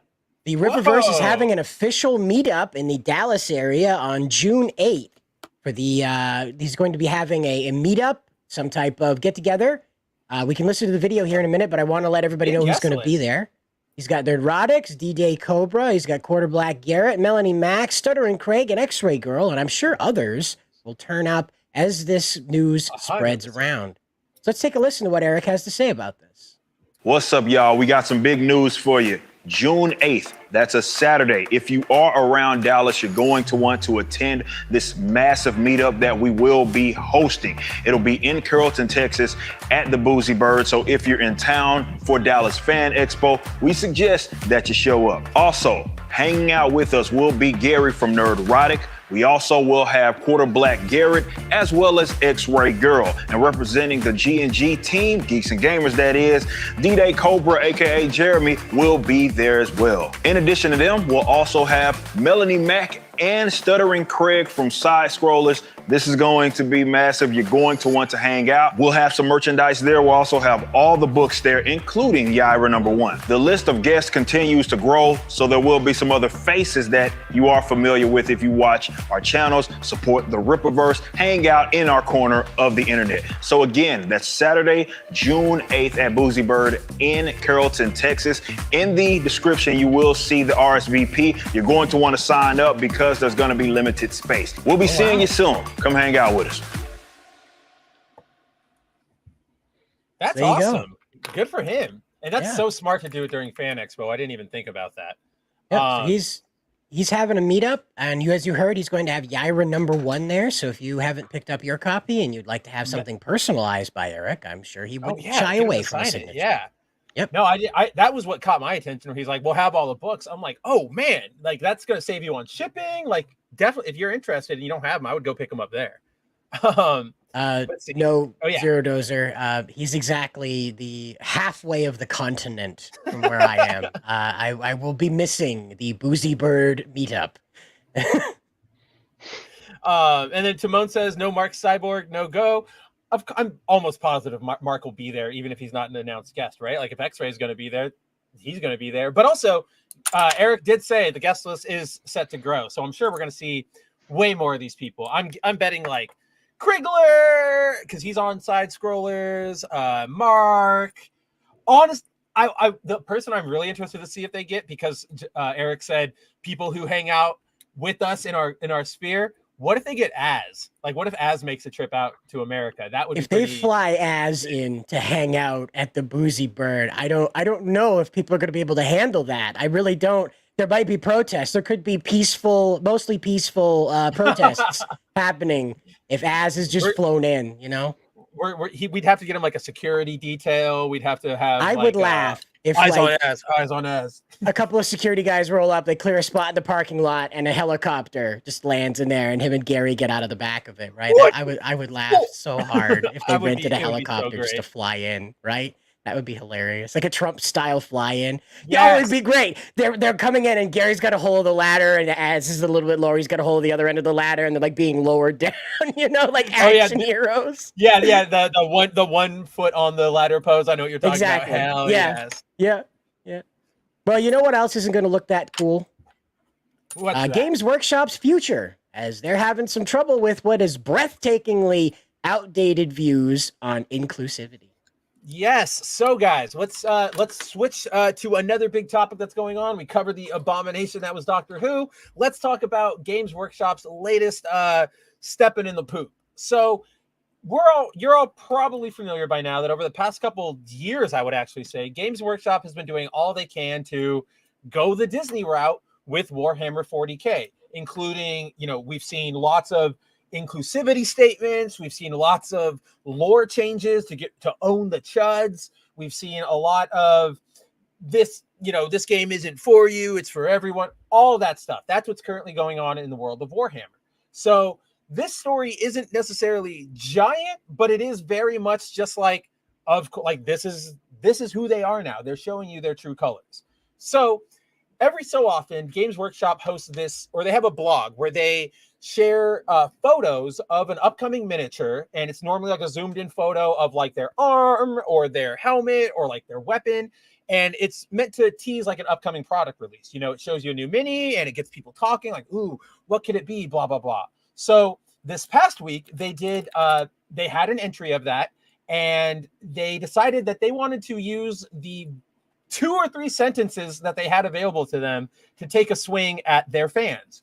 So on Monday, they published a photo. It's a small zoomed in photo of a torch on fire.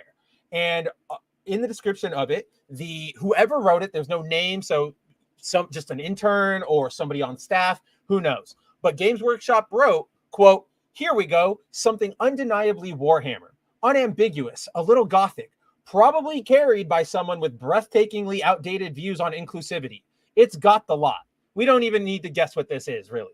So that swing about inclusivity, obviously, that's them being whiny little babies. That's them being prissy. That's them, again, that's them yelling at you and insulting you for caring about the canon that they themselves have fed you, that they themselves have established over the past 20, 30 years. I think Warhammer started in the 80s, so 40, 50 years at this point. Like, that's what Warhammer is at this point. They don't like you, the customer, and they want you gone for the modern audience. This whole yeah, no, absolutely. No, I just want to say, man, the only people that find this funny are people that leave a negative Yelp review at the Starbucks that misspells their name. Okay? It's those people, and it's the people who like who retweet like unfunny memes. I don't like, what am I trying to say? Like, you'll complain about something. Yeah, the leftist memes that are like a whole doctoral thesis there in a JPEG. I made this thing for modern audiences, but where they at though?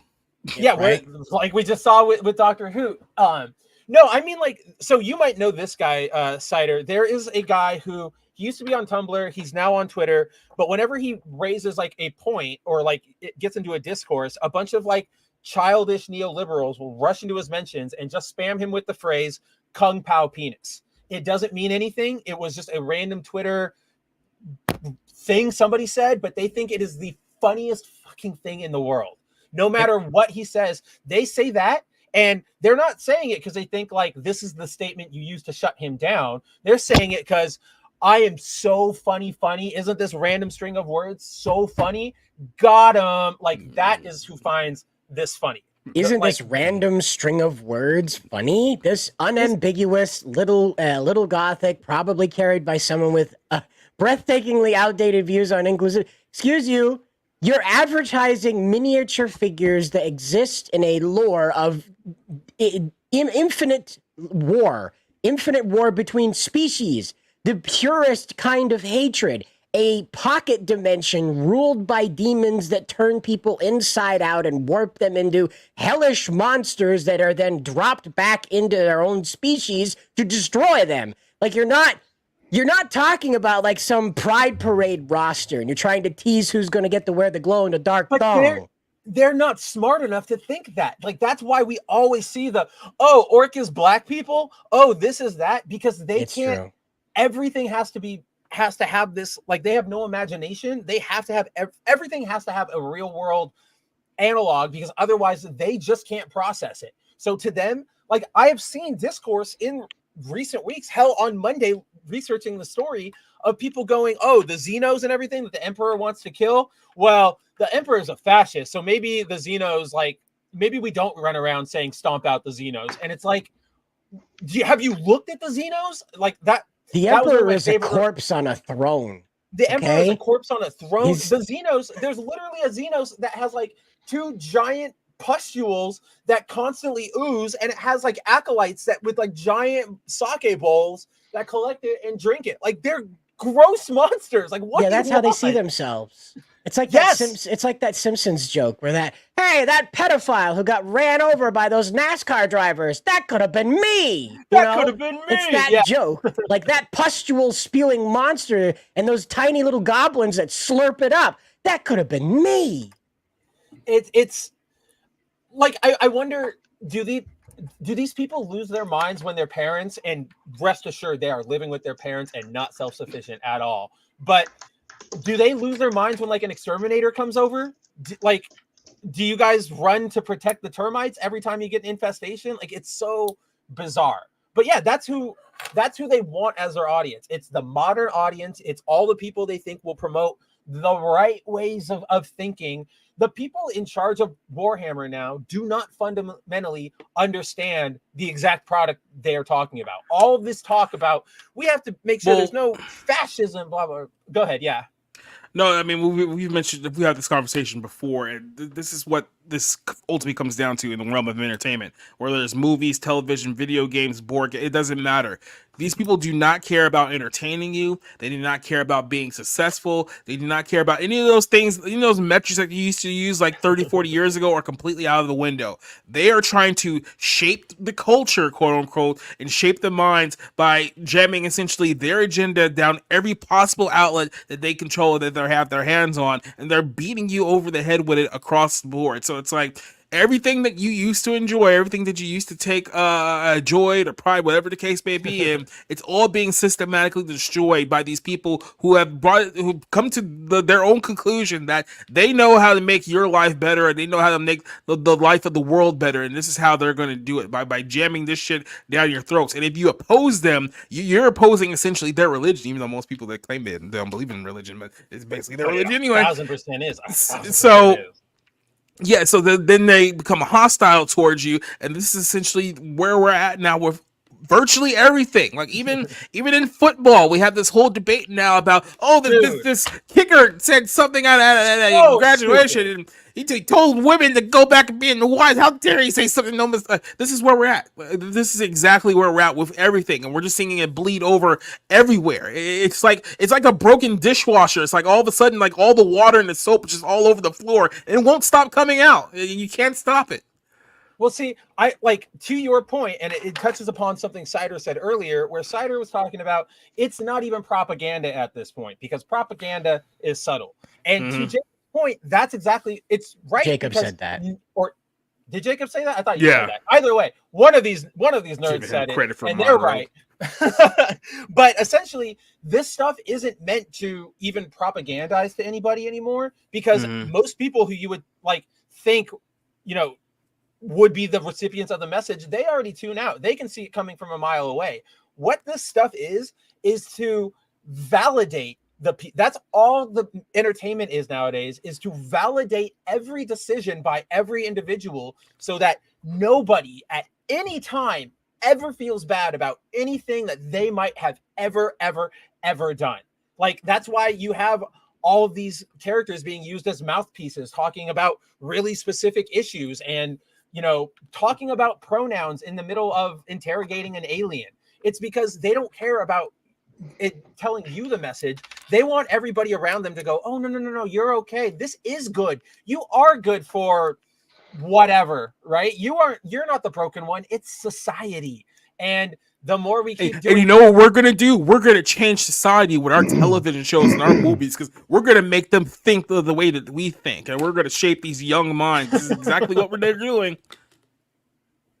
But like, it doesn't even. Hold on a second. Before we get to our next story here, I want to say, Black Ninja, more than meets the eye. Black Ninja. Oh, Well, yes. I was going to say, and our Yes. big black gay samurai, that'll change the world right there. Yes, That- and I that had just received, and as I said earlier, I received the honor of being blocked by the official Assassin's Creed account. I don't know how that happened, but I did. Because the official Assassin's Creed account is running with their Because Assassin's Creed hates Jews. You heard it here first, man. Breaking news. It is official. What that means. Yep, nailed it. Assassin's Creed is going to have a watermelon in their bio next tomorrow. Just watch it.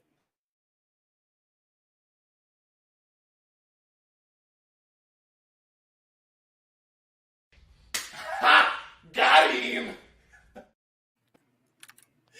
I mean, if we didn't get tagged at the very, very, very beginning, I think we're going to be okay for tonight. Right.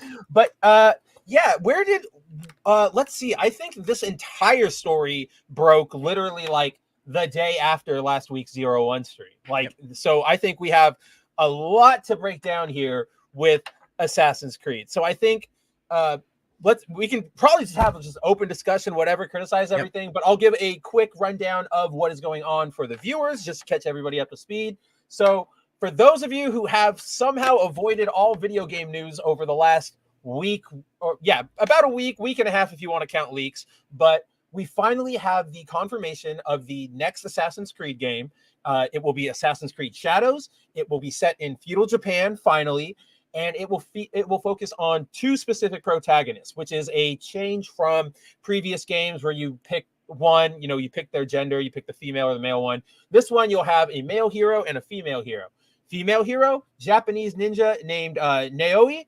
The male protagonist, the Black Samurai Yasuke, who is based on a historical figure from Japanese history. Now, for those who don't know the historical figure, long story short, because I feel like everybody's probably talked about it at this point. It doesn't exist. Yeah, like let me ask you, Cider, what do you think? Should I give like an informed rundown or a quick rundown of Yasuke's history? They're not going to be that much longer. There's more proof. There's more proof that Ash Ketchum from Pokemon actually exists than the samurai. Well, the quick rundown, because I've done a few videos on this, so I can spit it out. So pretty quick. You got this. Yeah, you got it way better. So I want to show you guys this to start with. Okay, this is not a real samurai sword. Okay, this was made in China. It's probably got a whole bunch of lead on it, and I'm getting fancy cancer just hanging onto it, showing you this. Okay. But I bought this when I was 26 years old because I thought it would be a cool thing to own a sword, and it has. I just look at it, and it's neat. I don't kill people with it. I don't cut my grass. It's a guy with it. thing. It's a guy thing. You pick up. I just awesome. I just like this. It's nice. That's it. That's all it is to me. I'm not a samurai. I don't have armor. Right. The best I can do is draw this thing effectively. That's it. I'm not like with pen and paper, but like pull it out. Anyway, I can. That's it. I'm not trained. I'm not skilled in this because it takes a very long time to learn this. Okay, so the story of Yasuke is very simple. He was the slave of a Jesuit, a Catholic priest that came to Catholic monk that came to Japan. At that time, Nobunaga, the most powerful regional lord, not the emperor, regional lord, was very, very enamored with Christianity. He was fascinated by it. He hadn't converted, but he was very fascinated with it, so he let it spread around. And this is how he met Yasuke. He had never seen a black man before, and this was not Yasuke's original name. We don't know what his original birth name was, and I don't know his Italian slave name off the top of my head. So, but El Negrini. What's that? El Negrini. Yeah, right. So this whole thing with Nobunaga, though, is that Nobunaga appointed Yasuke to be the sword bearer of his. Okay. Now, in no way was Yasuke trained to fight. He was given the armor because he was 5'10" in a time when the average height of the Japanese was 5'2". Nobunaga believed that Yasuke was able to knock down 10 men at once. So he gave him this strength, and he gave him the armor, and he gave him the sword. And the job of Yasuke was to go around with the daimyo, who is the regional lord, who is Nobunaga, and to present him with his sword when it was time to kill or perform ceremony. So it was a very important role that Yasuke was given. But he was in no way a samurai. He was in no way granted that honor. He was in no way ever allowed to occupy that space in society. In fact, what he held was so extremely rare. Let me just iterate that even blooded clan members to Nobunaga did not have the right to lay hands on his sword. This is what's so rare and special about Yasuke. Yeah. He's not some talented guy that learned Japanese overnight. He barely knew the language he was being subjected to when Nobunaga took ownership of him for 15 months. That's it. That's the only amount of time that Yasuke spent in any kind of military capacity. He was jailed, and as far as history can tell, he starved there. And believe me, if an African Japanese was walking around in the 1500s, somebody would have said something about it. Well, the one correction I will make is that we do know he made it out of prison and he lived, because there is a letter he wrote like 5 years after that is like verified. That was like, I'm really happy I survived. Don't know how I did it, but I did. And he that left is Japan? where and he's gone. Like, we don't even know Okay, if he he left Japan. He's just Okay. gone from history after that. Like, All right. Well, he goes to prison. We know that letter gets sent. That's it. Like, we have no idea where he went after that. so the insidious thing about this is that this guy had an extraordinary tale. He was a European slave, which meant he, was very much subjected to terrible things, most likely. And then this guy who just was like, wow, you're not the same color I am. That's really neat. Want to just work for me forever? And the guy was like, sure. And that's how it went. Not really, but Close In enough. my mind, that's how it went. yeah, right. But so what's insidious is that now Assassin's Creed has never used an actual historical figure as a playable character. No. They're villains most of the time in the story. They're villains, which is again a liberty Either that that or they side take. characters, right? Yeah, Yeah. side characters. They're around. Yeah, but you The don't last play one as I them. played through was Assassin's Creed 3, which was one about the American Revolution. And of course, figures in the American Revolution were present in that game, and they were doing good and bad things. I was so excited for that game, and it's just like the story and the setting is so cool, and then the game is just bad. And so I don't know. I enjoyed it because I like all the weird scenes and all the waterfall diving you were able to do. But that's what I mean. Like, a lot of that stuff is all cool, but then like the core of it is sort of like meh. I wish they would do it again, because I remember seeing that first trailer of like American Revolutionary Assassin's Creed, and I was so excited, and then they kind of just moved on. So this is the problem now, is that they've taken control of this character and they've said it's not cool enough. The two white guys that created this says it's not cool enough. They even told Famitsu, an news organization in Japan, and interviewed them, that they specifically sought out non-Japanese eyes to tell the story of this time period through. They didn't trust you and me to be able to align ourselves with a Japanese guy, apparently, but we have no problem getting into the head of an Egyptian. Like whatever. It's complete blatant race. I mean, we talk about this on this show all the time. The Western entertainment industry hates Asia, whether it's Korea or Japan or any like Vietnam. Anything that comes out of there is looked at with a disdain, and they think they're better than you. Like the only company who maybe didn't do that was Sucker Punch, who did Ghost of Tsushima.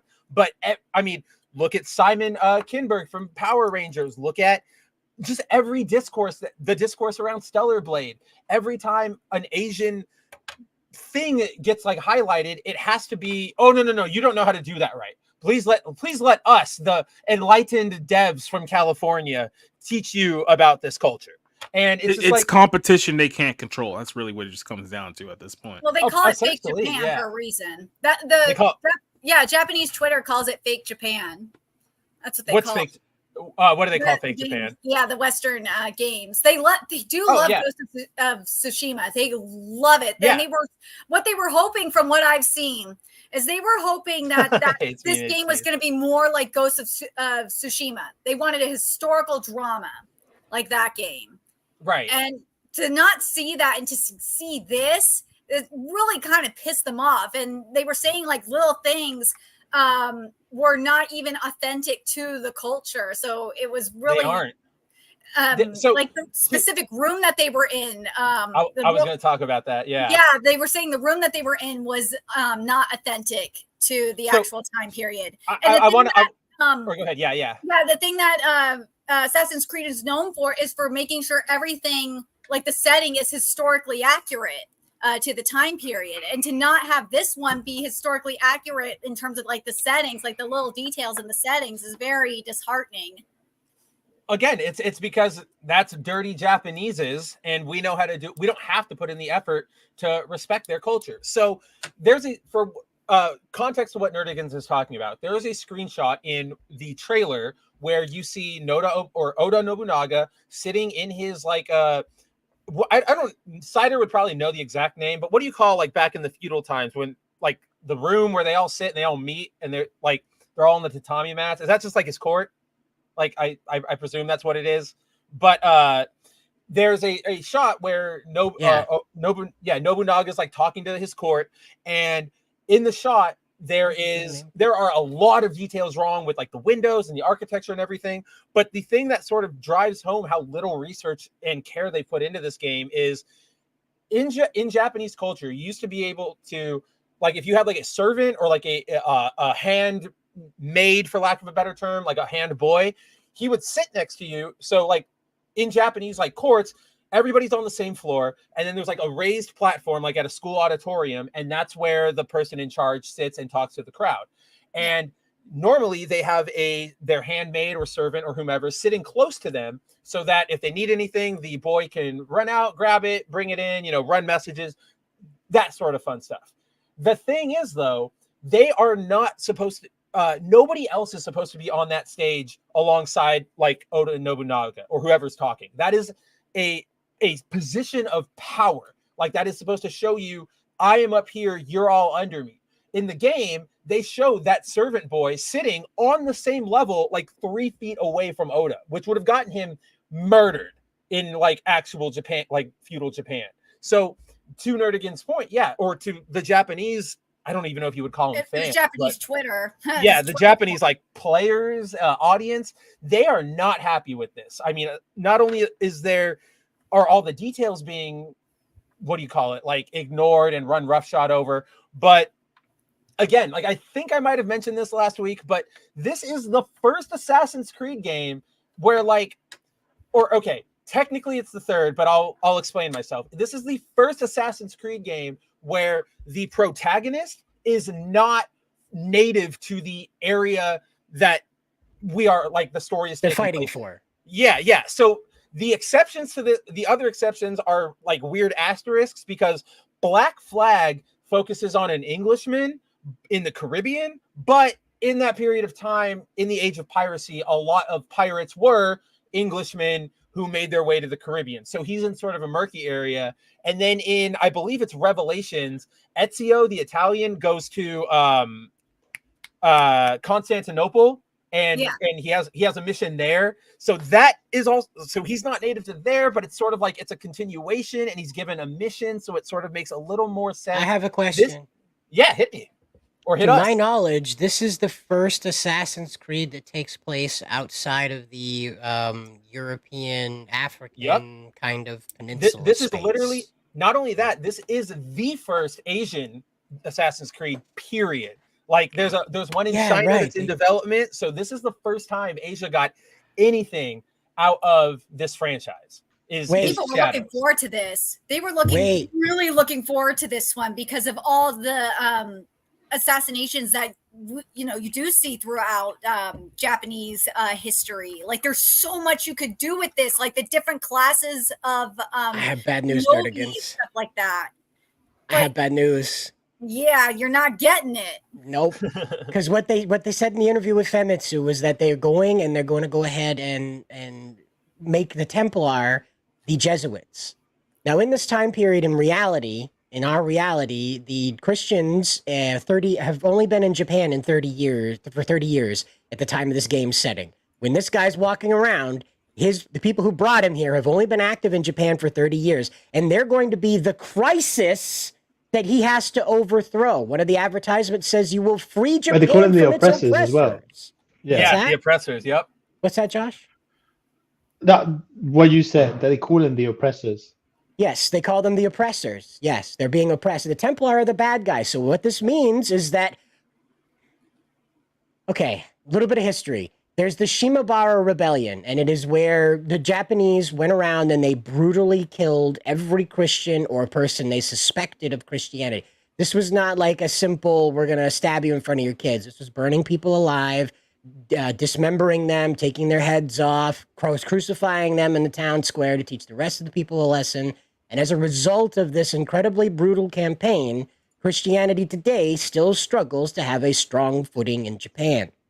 So what happens in this story now, the way that these dickheads have gone and structured it, is that the events that take place in this game cause the Shimabara Rebellion. The tampering that the Templars do through the guise of Christianity's presence in Japan in this era directly cause the daimyo in the 1600s to feel threatened by the presence of Christianity and react in the way that they do. That's what Assassin's Creed has done. It has now paved the way to justifying a Christian genocide. Yep. But it's a gay dating sim, by the way. That's the icing on the cake. It's a gay dating sim. It says right here from the official website, Naue and Yasuke. It says right here, Naue and Yasuke's disparate personalities will lead them to have different relationships and rapport with other characters, and they don't always feel the same way about people, nor do they always feel the same way about each other, for instance. Romantically, they will also attract and be attracted to different types of people. Through the pair, players will get to experience a multitude of relationships. So you get to decide if Sasuke is gay or not. Oh, it's like Fable, but with one dicks. of the people that blocked me from Assassin's Creed said yes, was you were going to see a softer romantic side out of him. And I think he's non-binary too, if I remember correctly. Oh, yeah. gosh. I haven't heard that. Yet. So let's not throw things out without confirmation. I haven't heard a non-binary Yasuke yet. That would be I'm not saying he's non-binary. I'm saying the person himself. Oh, the producer. Oh, the producer. Yeah. The Assassin's. Gotcha. Oh, yeah. Probably. Yeah. I mean, throw a coin at any throw a rock at any development studio. You're gonna hit 90 of them. Yeah, this. And then people got to remember the lead writer here is a white woman. You don't have an Asian woman here, not that I know of. And she is and people are flipping out because she follows Sweet Baby Ink too. So people are it's not just following. There is a staff photo going around of the team that worked on Shadows, and you can see Sweet Baby Ink CEO Kim Blair in the freaking photo. She is there smiling, not front and center, but very, very, very, very recognizable. They clearly have their hands in this. There's no way they didn't. There's no consultation credit in this game for Sweet Baby Inc. It's like a Where's Waldo moment, isn't it? Yeah, I got it right this here. Point, here it oh is. yes, cider. So here's the picture. Where's Waldo? So as you look through here, you're like, oh wow, look at all this diverse people that worked on Assassin's Creed Shadows. This is the Look at development all of the team right purple here. and pink and hair colors. So Yeah. many blue hairs. Look at all the Tells same you shade quite a of bit. blue. Yeah. Yeah. So Yeah, They're in that Canada specific shade of blue. Remember, they're in Canada. This is Canadian that's doing this. yep. And so well, look at that. There Oh. she is. There's Waldo. Right there. There she is. Yep. Like she's in this photo. She's there. She's got her hands in it. I mean, like, if it wasn't, you can just lay out sort of everything that Cider's talked about this week, that we've been talking about here, and it is very, very obvious that this is like a what am I trying to say? Like a microcosm of all the propaganda and all the narrative fighting that these like writers, these neoliberals try to do. Like you have, oh, everybody is gay in this time period. Oh, you have your black samurai. Not Asians, can't have Asians. No, sir. No. You have to have your black samurai. You have to fight your oppressors. You have to. This is something that really, really revealed everything to me about this. So Yasuke's original, as Cider sort of brought down, in history, in real life, when Yasuke got to Japan, he was brought under the service of a Jesuit missionary. Like he was like carrying his stuff. He was working for him. Don't know specifically if slave, if like slave, but essentially a slave, like still just like in his employ, had to do whatever he wanted. In the game, and then once he got to Japan, Oda Nobunaga was like, whoa, dude, you're like, that's so weird. You're dark. That's a curiosity. You want to hang out with me? That's how Yasuke became like a Japanese citizen for a little bit. In the game, according to the leaks that have been circulating around from a very, very prominent, notable, like good track record leaker, Yasuke ends up in Japan in Assassin's Creed because he was on a slave boat, and then the slave boat gets attacked by pirates, and everybody on the boat, everybody but him is killed. And Yasuke washes up on the shores in Japan at a temple with a bunch of Japanese monks who happen to be assassins. They even made the first black monk a samurai a slave. That's what I'm saying. Like, you can't get away from it. It's so like on the nose. I'm just like, you guys can't. Why do you do this to yourselves? They just think that every black person in the world came there by a boat against their will. That's their worldview. Every black person is a slave. Every black person needs like representation. Every black person is oppressed. Like, you guys hear that? There hasn't been a single black person that's ever come to a country by Delta in the history of the world. It's always been by the Amistad, like every single time. I'm just saying, man, like it's really weird how like Kenya doesn't have a navy. You people seem to spend a lot of time on the water. You know, the only way they could have been more on the nose if the main character's name was actually Toby. That's the only way they could have been more on. Right, he washes ashore and he says, "My name is Toby," and Nobunaga's like, "No, it is Yasuke." Which now. we don't know, like, because Yasuke's his given name. He might wash up on shore and be like, "My name is Toby or Hooper or whatever," and it's like, "No, you are Yasuke." Or no, like, it'll be something stupid. It'll be something stupid like Ignacio. You know, something really dumb. That they'll be like, oh yeah, we gotta change. Your name is now Akura Kente. What is something hip? Because there's something that's going on, and I've noticed this. Is these at least I've noticed this in the localization sphere. Is these people are trying to be hip with the kids? Like, I have to mention this because it is kind of related to this. So like in Witch Watch recently, I saw Viz put thick in one of the translations. I'm just like, wait, what? So I'm dead serious. And it was used in the worst context. I couldn't believe it.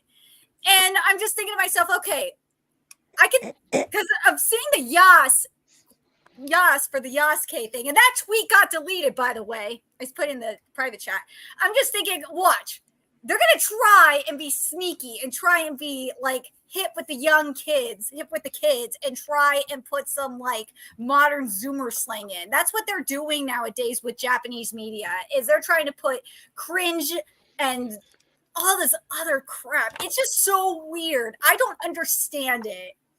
I don't. That's because you're not brain damaged. That's why you don't understand it. You're not meant to understand it as someone with an IQ above 60. No, even like I'm telling you, even manga fans on Manga Plus are noticing the cringiness of it all. They're calling it cringe as hell too. They're just like, what the hell? These people are trying too hard. Speaking of cringe, we have tales of idolized boys, male love, and medieval Japanese Buddhist narratives. And this comes from Sachi Schmidt-Hori, who is the Japanese professor of literature and culture, who, I guess, was a paid consult on this video game's development. So, idolized boys, male love. You know what Yasuke was recruited for when he washed up on the shore. I bet he was butt-ass naked when he rolled up on the shore, too. Dude, no, he's gonna roll up. He's gonna have the full-on like Kente, like Nancy Pelosi did back during the George Floyd stuff. Like that's what he's gonna wear when he walks up on stage or on. Oh, on that shore. Hat So that they wear. At yeah. The guys that are like into it. When he arrives, he's gonna be like, I'm so out of breath because I was on opium or whatever.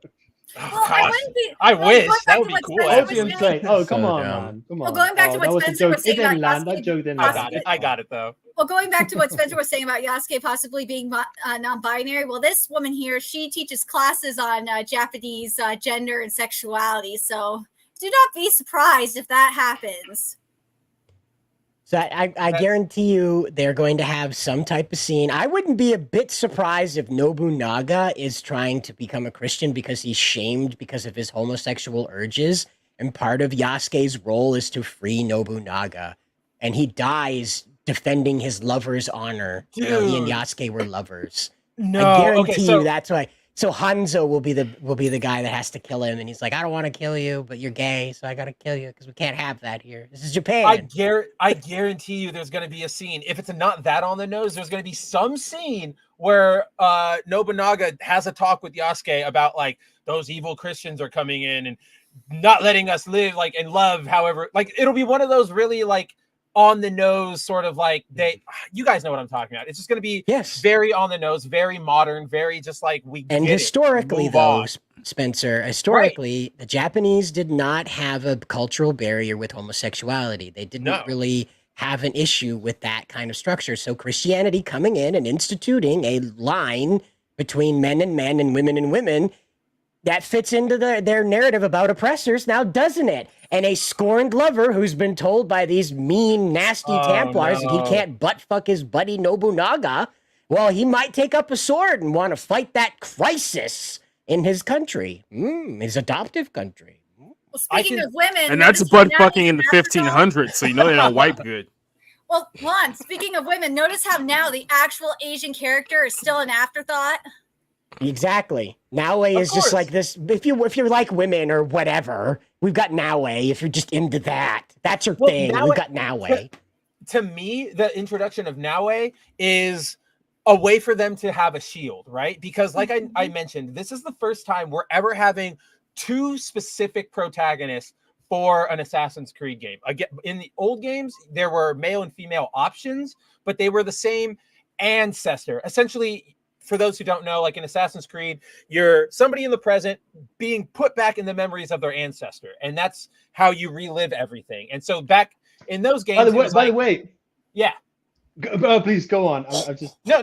You've been interrupted. But I'm just noticing that one of the women in the pictures actually half white, I suppose, half German. Such a Schmidt-Hori. Come on. All right, it's all right, fine. That's all the liberal things, right? Yeah, that's all the liberal. You've got the hyphenated name there. That's all the things in one. Yeah. You can get that. And no pronouns though. I'm actually kind of surprised by that.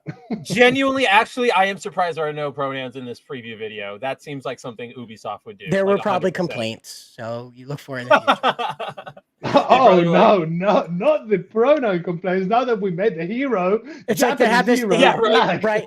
They have this big boardroom meeting. There's this guy with a really grim expression. He's like leaning over the table, and he's like, "We forgot to put the pronouns in the trailer, guys. It's over. No. It's over. We're not inclusive. What are we gonna do now?" Yes. We are the Yeah, baddies. you right wing fascists. Yeah.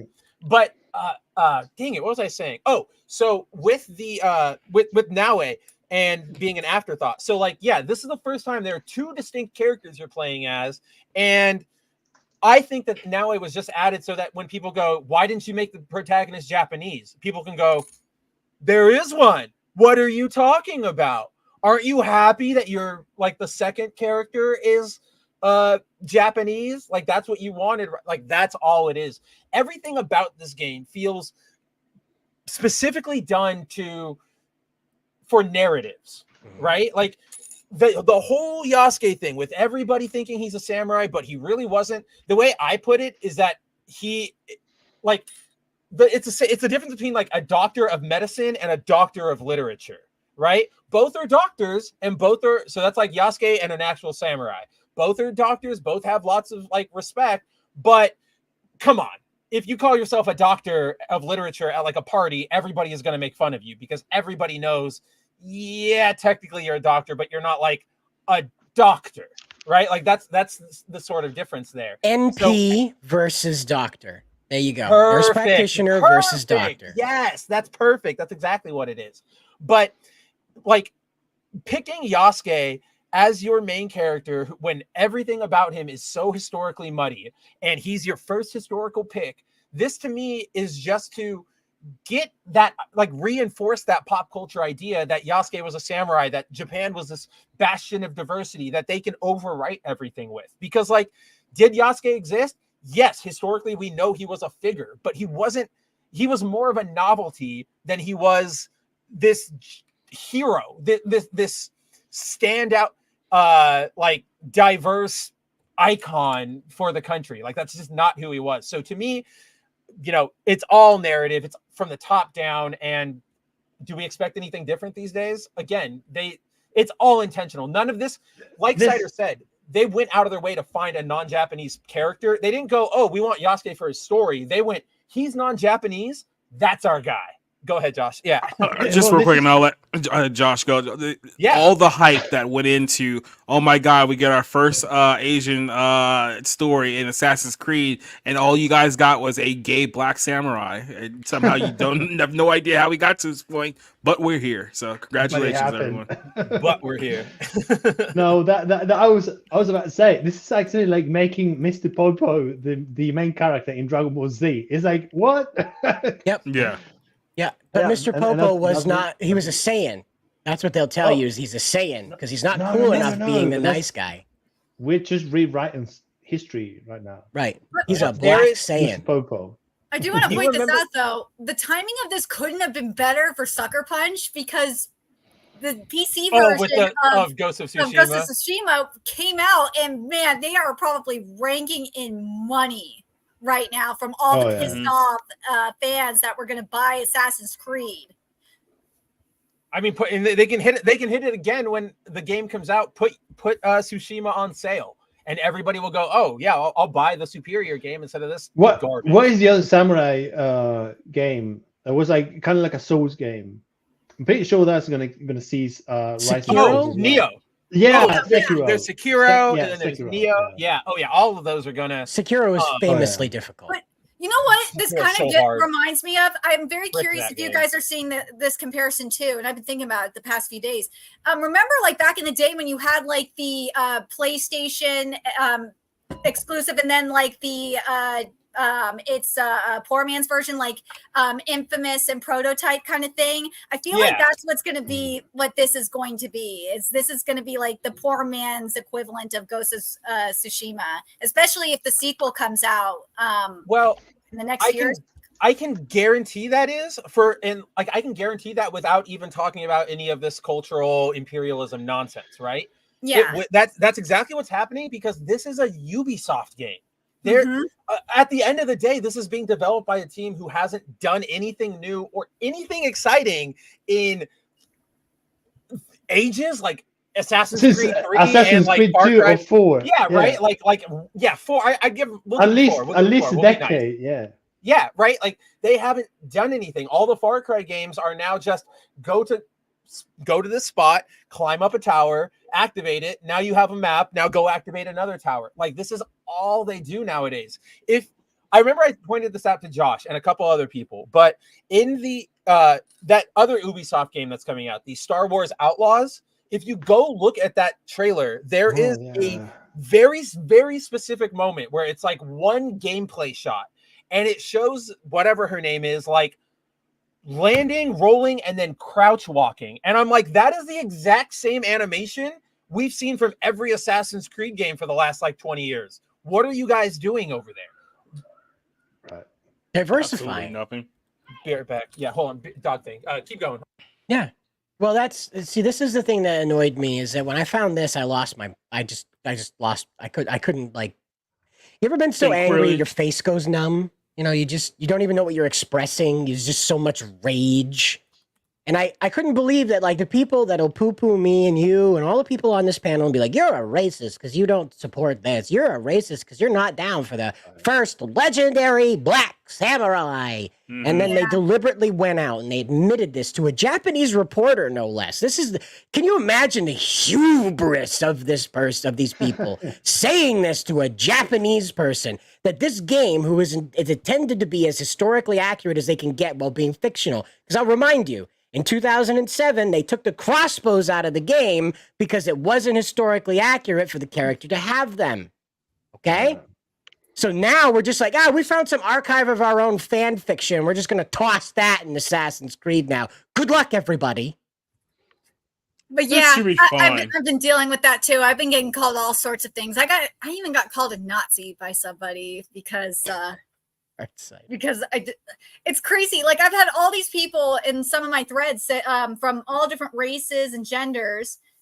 I know, saying they're not happy with this game, and yet I had someone say that my thread was full of white supremacists. I'm like, have you just not read the thread, or are you just that stupid?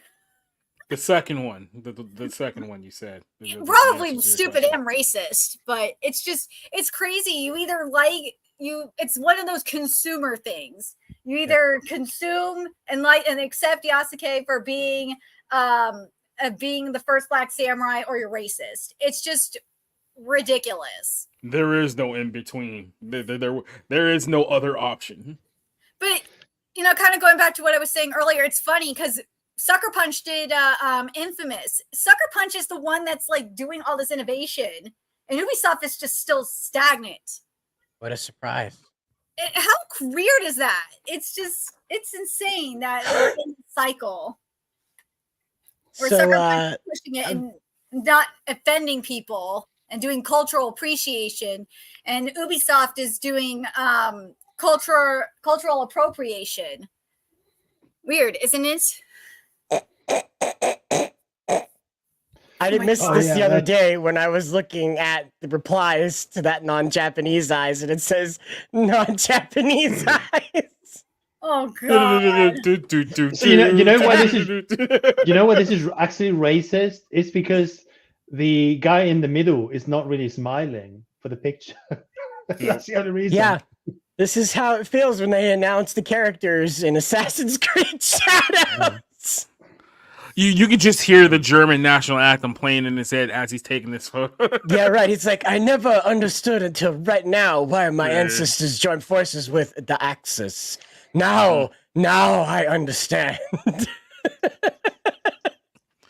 Everything's such a clown show now. Like, it's just like you can't take anything seriously anymore. This is why I've gotten to the point where video games, and I've said this many times, I've talked about this here on the show, like I used to be one of those people not too long ago. I was like, oh man, I can't wait for Battlefield Bad Company 3. Whenever that game ever comes out, if it ever sees the light of day, it's like, oh man, how come we haven't got another Killzone game in a while? I'd love to see another one of that. And now I've just gotten to the point where I realize exactly what they're doing. And I was like, you know what? Don't make that game. Just don't. I want to see.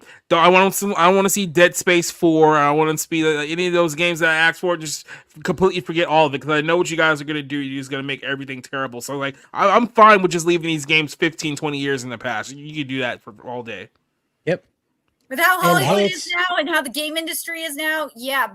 But I forgot to mention this too. Something I saw yesterday was I heard through the grapevine that the video game actors are negotiating, and that didn't get a deadline out of it, but there's a chance they might be going on strike soon. A little too late. We're still getting Assassin's Creed Shadows. I know, like so. all of the stuff is still recorded. I mean, I don't know. I kind of like want all of these industries to crash. I talk about the video game crash all the time. They're not making anything worthwhile anymore. They're only making things that, to validate themselves, to jerk themselves off. Like, what are we doing here? I don't need to. What we're being subjected to at this point is every like senior year art project, right? Where it's like the most basic metaphor or imagery for the most obvious message, and everybody's going, "Oh, that's so great. Oh, you drew a picture of a soldier holding a flower instead of a gun. Oh man, you're so smart. You're saying so much." Buck stat is like, broken. Buck stat is broken. Buck stat is broken. At this point. But you know what? I'm curious what you guys think about this. There was something from I think Apple's doing this for Apple TV. They're considering paying only per view right now, or that's what they're thinking about implementing for other shows. Paying the actors? Yeah, or paying the productions per view or something like that. I'm wondering if kind of makes sense. Huh? Oh, I was just talking out loud. I said kind of made sense, but keep going. But like that's I'm wondering if that's what might need at some point. You got to wonder if these studios, in terms of the video game industry, might have to consider, especially if we're talking about digital purchases, they might have to start thinking about doing that too. Because, and this is why I said in response to that on Twitter, I was like, okay, there's good and bad to this. Good because it will make people take risks. People will go. It's a high risk gamble. People will actually risk going for it, and if they do well, then they'll get paid more. And maybe you get the activists out there. It's bad because if they fail, and you're not going to get paid equally. So it's like a double-edged sword kind of thing. But I think what Apple's doing might actually be a good idea for some of these companies to start looking into doing again. Because right now it's not working. It isn't. I mean, this stuff hasn't been working for a long time. We know that, right? Like it's a bonus. Okay, thanks for clearing that up. That's what Leslie's saying. Apple will pay the production crew if the shows do well. So I could be on board for like a bonus. I think that's a complicated sort of proposition. I'd probably let Jacob take it because he knows more about like Hollywood and all that sort of stuff. But I would say, I think like in an ideal world, no, I don't want to see that. I think the studio should go, we want this show, give us that show. Oh, it didn't do great. We need to eat this because we made the bad call, not you guys. But we know nowadays that these networks don't really have any control over what happens. They let these showrunners and writers run roughshod over everything. Look at She-Hulk, right? Yeah. So I found that they didn't even have like show Bibles or show runners. No, they were just people in a room making things up. They go out of their way to find people who don't know about the source material that they're writing for. Right, and so it's just like, what are we? Nailed it. What are we doing here at this point? Mm-hmm.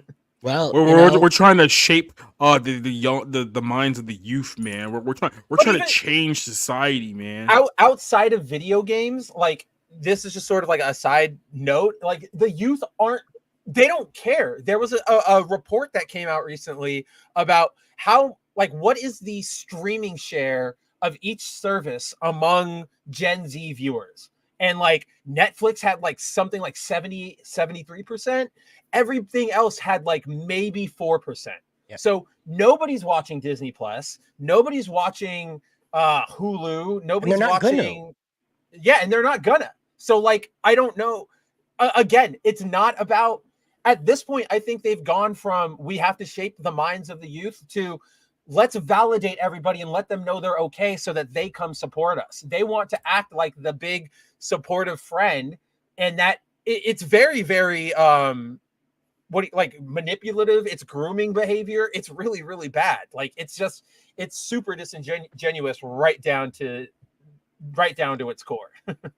Big time. Well, Well, and Sail here, he brings up a point. He says, "Gay butt love confirmed for Assassin's Creed Shadows." The production manager deleted a tweet, which is what Nerdigans was talking about a little earlier here, and a tweet for you to see Yasuke's soft romantic side. So, what kept me about this is that there's two things here, right? So, number one is that that in the development studio they were going around talking about this real man who lived and died in a very tumultuous time and lived an extraordinary life, like I detailed earlier. They're going around nicknaming him Yaz. That's what they were running around calling him in the dev studio. This guy that they want you to have all this respect for, they nicknamed. They couldn't even say his whole name, and it's just another consonant. That's it. And the other thing is it would appear that Assassin's Creed is getting the Spider-Man 2 treatment. And kneel and be amazed at the touch of the black man. I bring life. I was waiting for that. With the Sio mention, I was like, I'm waiting for it. I know we have to do this. What were you saying, Josh? So that's the other thing, though, that Miles actually kind of became his own character in the Spider-Man 2 game, because in his own game, he's not the hero of the story. It's the diverse, tinkerer, whatever woman that actually saves Queens of Brooklyn or whatever it was. So I don't know. I just wanted to mention that because it's my point. The point I'm trying to make is it's never going to be enough for these people. In Spider-Man Miles Morales, he is not the hero. It's the Tinkerer, because she is a diverse, whatever character, gender swap, race swap, and all of that. She is the hero, not Miles. But in Spider-Man 2, oh no, we can't really have the white guy, be the hero, the real hero. The title of the game, Spider-Man, Peter Parker, he can't be the hero. No, Miles Morales is a hero now. Because it's diversity steps. one, right? Yeah, exactly. it's the diversity ranking. I mean, you're not wrong. If Assassin's Creed plays, if we're playing as Yasuke and we're around Oda Nobunaga, and that means we're at the I always forget how to pronounce it, but the Honji Mo, or I forget, whatever, the rebellion that ended with Oda's death. If we're doing that whole thing, that means Yasuke is going to be in here somewhere as a defining figure of Japanese culture, which is really, really, really, really weird to just do. I don't know. Again, it's all Netflix and it's all narrative. I thought, I'm curious what you guys, going into this, I thought it was going to be one of Oda's retainers that you were going to play as. I didn't think it was going to be Yasuke you were going to play as. I thought he would be a side character maybe, but I thought the Templar were going to be the opposing force or some sort of if you had force. Yeah, so if you go and this is for the readers, there we actually got a breakdown from a contractor who used to work for Ubisoft, Infinitail Comic on Twitter. He used to be on the stream a lot. Now he's blowing up doing his own comic stuff. So shout out to him. Great to see you being successful. But he apparently revealed that he had worked on a pitch where it was Japanese Assassin's Creed. You played as a monk who Yamauchi Taka was the name. Yeah, Yamauchi Taka, and you fought to get the Sword of Eden back from Oda Nobunaga, and you were against him, right? You even came in after Oda was dead. That was the whole sort of point, was Oda's dead. We got to go get the Sword of Eden because now that it's out of his hands, it can be recovered. And that led you into conflict with the Templars and everything. Now it's just weird historical fan fiction that we're getting to. And for all the people who say it is historical fiction, what are you talking about?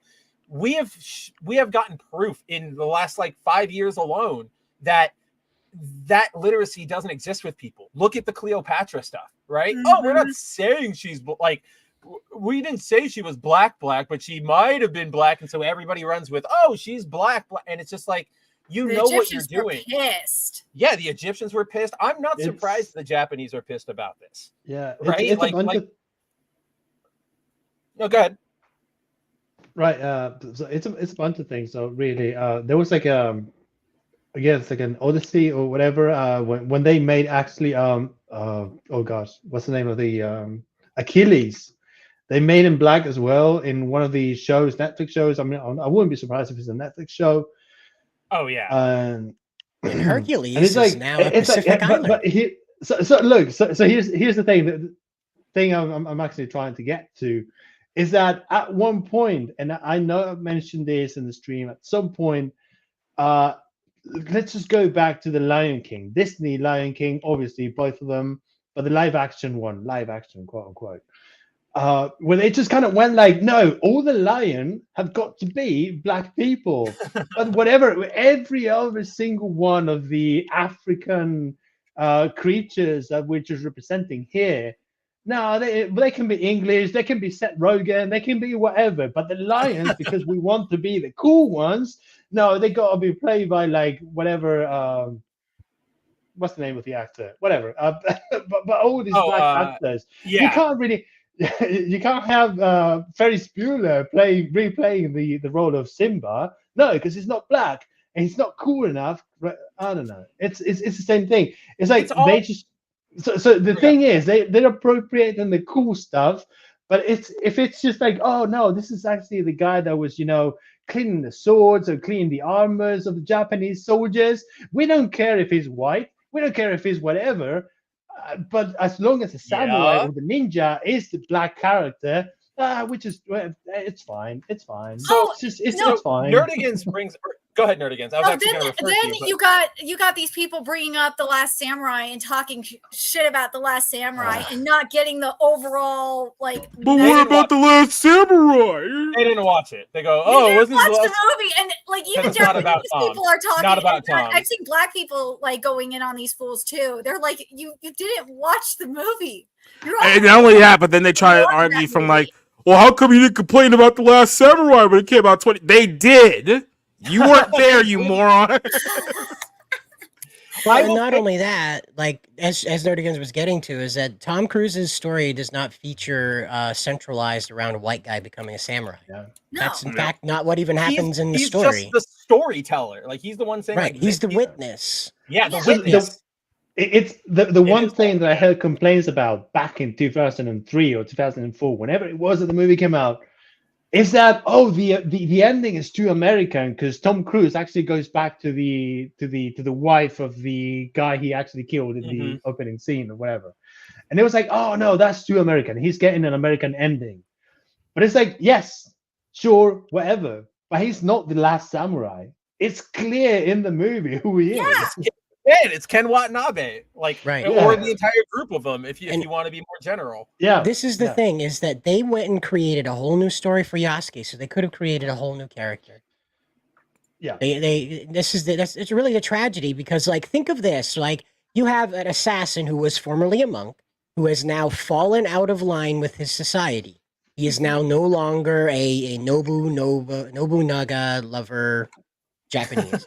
And so he's now like, Yasuke is the only outsider this guy has to coexist with. And through Yasuke, they catch a plan to save Nobunaga from the influence of the Templar. And that is a way more interesting story for Yasuke, saying like, this man granted me all this power and freedom and purpose.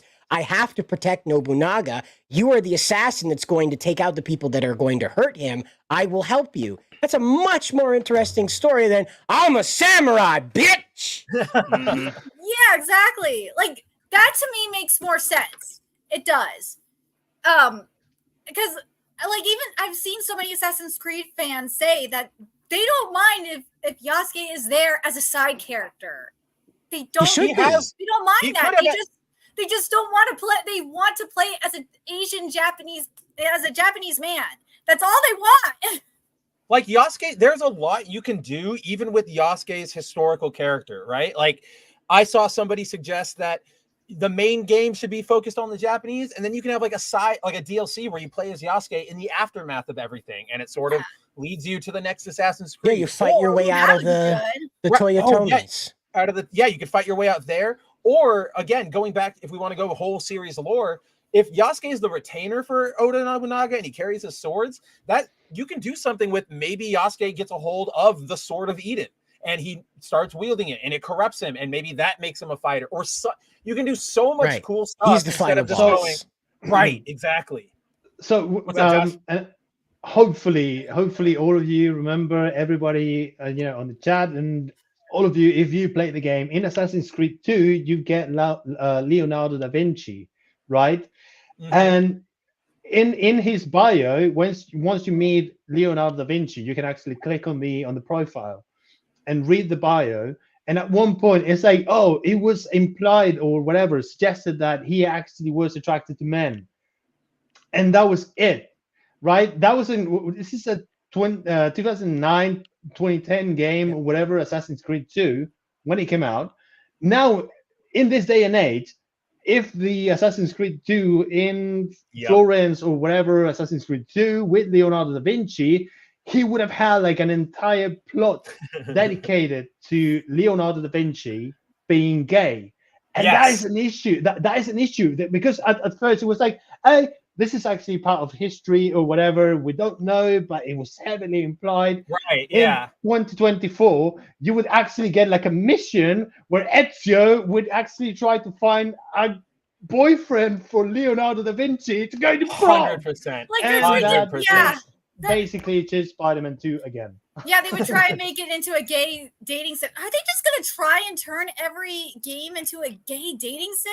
Or Everything has to be a political. Until the population of this planet completely collapse, that's exactly what they're gonna do, nerdigans. Yep. I mean, look at what they're doing with Hades. I mean, oh god, that shit. Look at what they're doing with Japan. Like they need people right now, and they're making video games about gay samurais. Shinzo Abe crying in heaven. Have sex. But yeah, like member chat. Oh shoot, a member chat.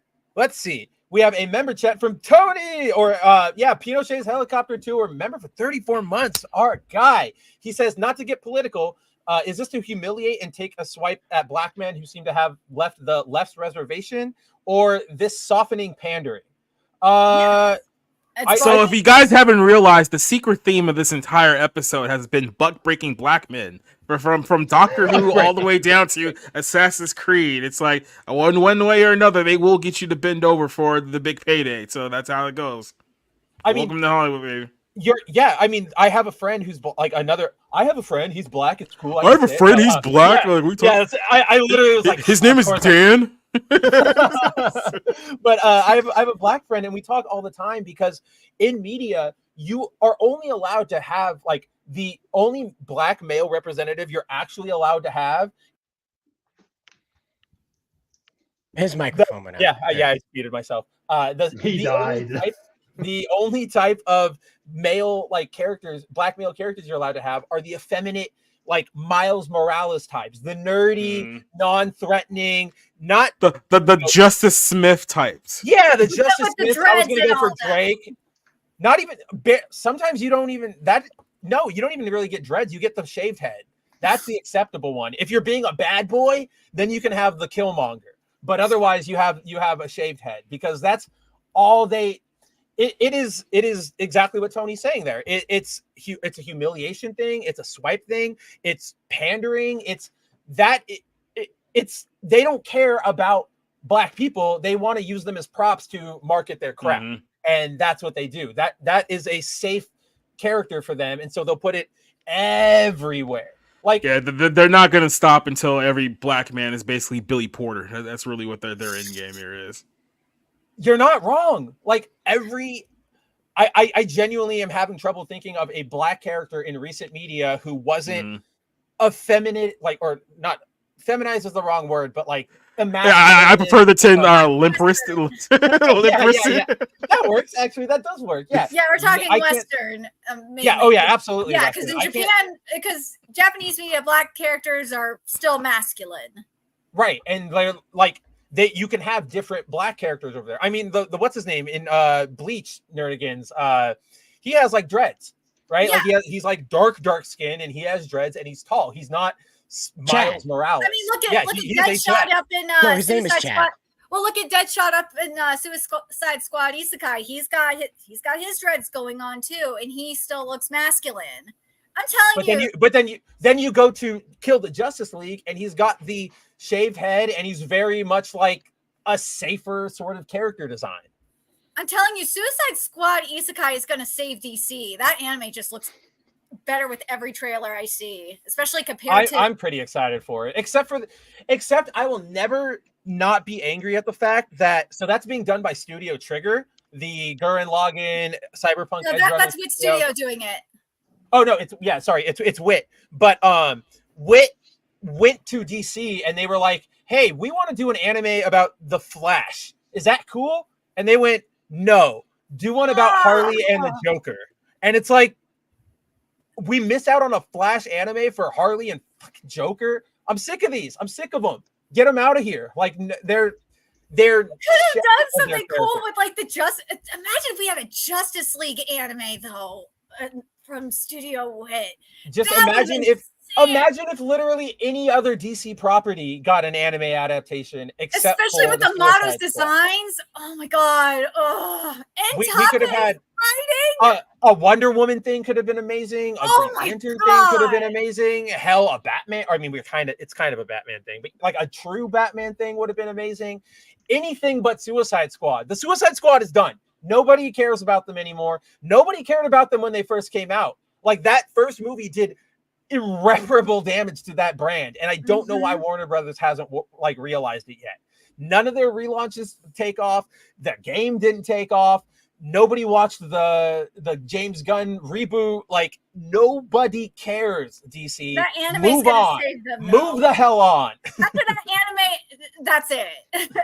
But man, Warner Brothers, after you are done with after you see Suicide Squad Isekai take off, please just have the same team like work on Justice League and other DC properties. Please give us a Superman anime, like an actual Superman anime. I will take that in a heartbeat. You do have that. It's called My Adventures with Superman. No, Aren't you enjoying it? Fuck off. That does not count. No, we do not count that. That does not count it. But yeah, look, guys. The moral of this story is that Korea is still better than Japan. That's the one takeaway I want you all to have. Before we walk away from the show. No. You're starting a race war with that statement. It's like I'm like firing just cruise missiles over at Nerdigan's Island right now. It's just like Korea will win this war. No. But dude, people are making fun of Lex Luthor and comparing him to Voltron now. Yep. What's going to happen is that I'm going to get Nerdigan's address after the show on a DM. I'm going to send her a giant South Korean flag. She's going to put it in the back room. And you have to hang it behind you. That's an order. No. And then Snake. Which Korea, the good one or the bad one? That's the one I was trying to click on, and then we both got it at the same time. Yeah. We'll send her both. We'll send her both, and she has to pick which one she's feeling that day. She has to figure out which one is which. Yes. We're not telling you. Good luck. Mm-hmm. But them saying that Suicide Squad is the Guardians of I think they're trying. But Killer Shark is better than Rocket Raccoon. No, I love Killer Shark and Suicide Squad Isekai. He is just freaking adorable. He is cute. I like him in there. He's adorable. Boo! Keep women out of our hobbies. Boo! Mm-hmm. You have to admit, Cider, that Killer Shark is really cute in Suicide Squad Isekai. You saw him in the trailer. You thought he was cute. Yeah, he's not the big lumbering idiot, annoying idiot, rather, that he is in the American property. He's more of a walking, Drax ripoff. Yeah, he's not a Drax ripoff. He's kind of like Scooby-Doo, but a shark man, if that helps quantify it. He's Scooby-Doo meets Jabberjaw. Yeah, but without that, but he's not even like kind of quippy like Jabberjaw. That's what I was saying. He's more like Scooby-Doo. He's a bit like a golden retriever that he's just walking around. He's not as the annoying big dumb guy like, this is hand. I like hand. He's not like that. He's just kind of like an overgrown dog man shark thing. Which like cute. Like innocent dumb cute is a different sort of character than like over I'm dangerously moron. mentally unstable. This is my hand. like again, like look at Drax was good in the first Guardians movie, and then they just completely ran over Drax, and he's just a moron now. And you're like, how did you make it out of the womb? I am No way. invisible. I have mastered moving so slowly. No one can hear me eating this incredibly loud bag of chips while I stand 2 feet away from them. So It's that was like- such an annoying scene. Can we stop, please? Nothing gets over my head. I'm too tall. Come on, stop with See, this. I like that one though. That was from the first movie where they're like, I think the joke went over his head. He's like, it doesn't go over my head. I catch it. I'm too good tall. at everything. Like, I'm too yeah, tall. like that to me, I'm like, that's a good little like quit. But then once you start doing like the chips thing, or pretty much all of his character in number 3, you're just doing the haha, he's stupid. Isn't that funny? Isn't that funny? It's so stupid. The only time he was good in number 2 was when he was with Mantis, because the two of them being like one-upping each other in like not in being fish out of water. Let's put it that way. The two one-upping each other and the fish out of water thing is great. Where he's like he makes Peter cry, and the guy, and then Drax is like, do me next, make me cry. He's like super excited for it. Yeah. But I have to mention it because I don't know if we were going to talk about this or not. But what happened to Bruce Timm? Like, why does Harley Quinn look so bad? Why does Catwoman look so fat? Like, what happened? Well, there's this company called BlackRock, and they come in with a truckload of money, and they say, you're going to abandon all of your values if you like your job and if you like money. And this person goes, I like my job and I like money, so let's uggify this entire universe. Well, what I thought was funny about the whole thing was the first look for the new Batman that's like coming on Amazon Prime. It came out like I think within like 24 hours of Harley Quinn's Suicide Squad Isekai trailer. So I was like, that was either like an amazing happy accident, or it was just a coincidence, or it was done on purpose. Like just something. There's no way that Warner Brothers Japan didn't know what they were doing. Just so you guys know what Nerdigans is talking about, this is the American redo of Batman the Cape Crusader. And so this is a reimagining of Batman in a 1940s timeline, I believe, late 1930s anyway. And this features an Asian American Harley Quinn, and she is unmistakably so when you meet her as Dr. Hareen. Hareen Quinn, yes. Is Harley I can say it. It's probably going to be. Wow, Harley Josh. Quinn. Oh my god. They're gonna think they're smart with With that. Harleen Quinzel, they said it was going to still be the same. That doesn't make any. Okay, all right. Yeah, actually, but no, I'm with Cider. That actually doesn't mean anything. They can always change it. They can lie. They've lied to our faces before. Not only that, they don't care anymore. They're like, she had a grandfather who was French, and everybody else in her line was Asian. You know, and that's how they'll justify the name. Yeah, 100%. Yep. But like, yeah, Harley Quinn. I don't know why they had to do this. It's another race swap. It's really unnecessary.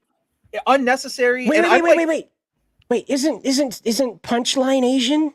Yes. Yeah, that's Like, what so people what the hell is? People kept bringing it up. It's like, why not use Punchline? Like, Because it's like, well, we can't have a white woman from Brooklyn be the Joker's girlfriend anymore, so we have to replace her with Aquafina. And then that was the whole thing. It's that, and then people go, and then it's the obvious thing of, oh, nobody knows who the hell Punchline is. Okay, we'll use Harley because that's what people know. That Now sounds we'll like make a her skill Asian. issue, buddy. Level up, make them care. But isn't that what happened with a 100%. lot of these shows in the 90s? That's what DC did. They made them popular. Like in 2000s, like with Static Shock, no one knew who Static Shock was. Because he was a new character. Yeah. Harley was a new character for Batman. Like it is a skill issue because that's how they used to be able to make characters. They would make a character, introduce you, and do their best to make them good and write them. Again, I will always point to this interview, but if we go back to Masters of the Universe Revelation or whatever, and how they race swapped Tila one of them, they race swapped one of the girls, and then they race swapped King Grayskull. And in the aftermath, a black fan had a question like, why did you do this? Like, why would you race swap? None of us want this. And the main producer for Netflix animation weighed in on this guy's Facebook post and basically said, the reason we do this is because we want these diverse characters to be popular and all of you to like them, but it takes too long to, it's hard to get people on board with a new character. So we might as well, if we use if we race swap them, well, they like that character, then they'll like our new version and our job is done for us. And it's like, that's not how this works at all. Like, you jackasses, like, make new characters, introduce us to new people, refresh these mythos. You don't need to, like, I honestly thought the more, what's that? Like the more Venetian, I'm like, Carnival, like, look for Harley. I thought that was really interesting. I was like, that's a interesting take. And then they went, oh, and she's Asian. And I went, well, why?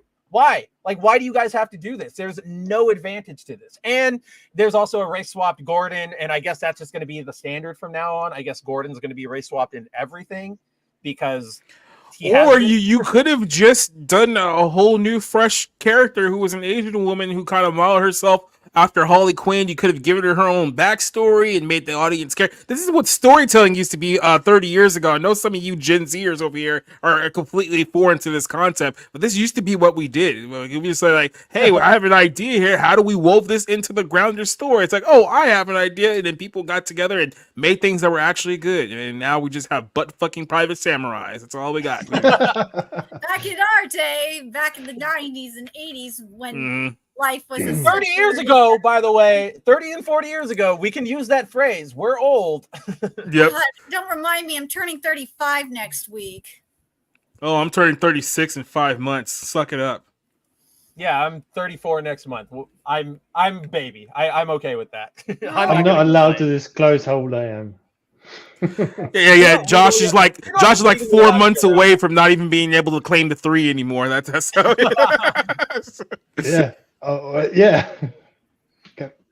Oh gosh. It's like, oh gosh. Man, like I just don't understand. And I've tweeted about it too. I'm like, I just don't understand anymore. It's like we don't have to do these race swaps, but apparently they do. Based on what Spencer is saying, apparently they do because they. You do race swaps when you don't have any creativity. That's what you do. I figured out what the problem is. Okay, so Spencer, like as soon as my bladder wasn't full, I could think of it. But Spencer, you touched on it there when you mentioned that Harley was the recognizable name and Punchline isn't.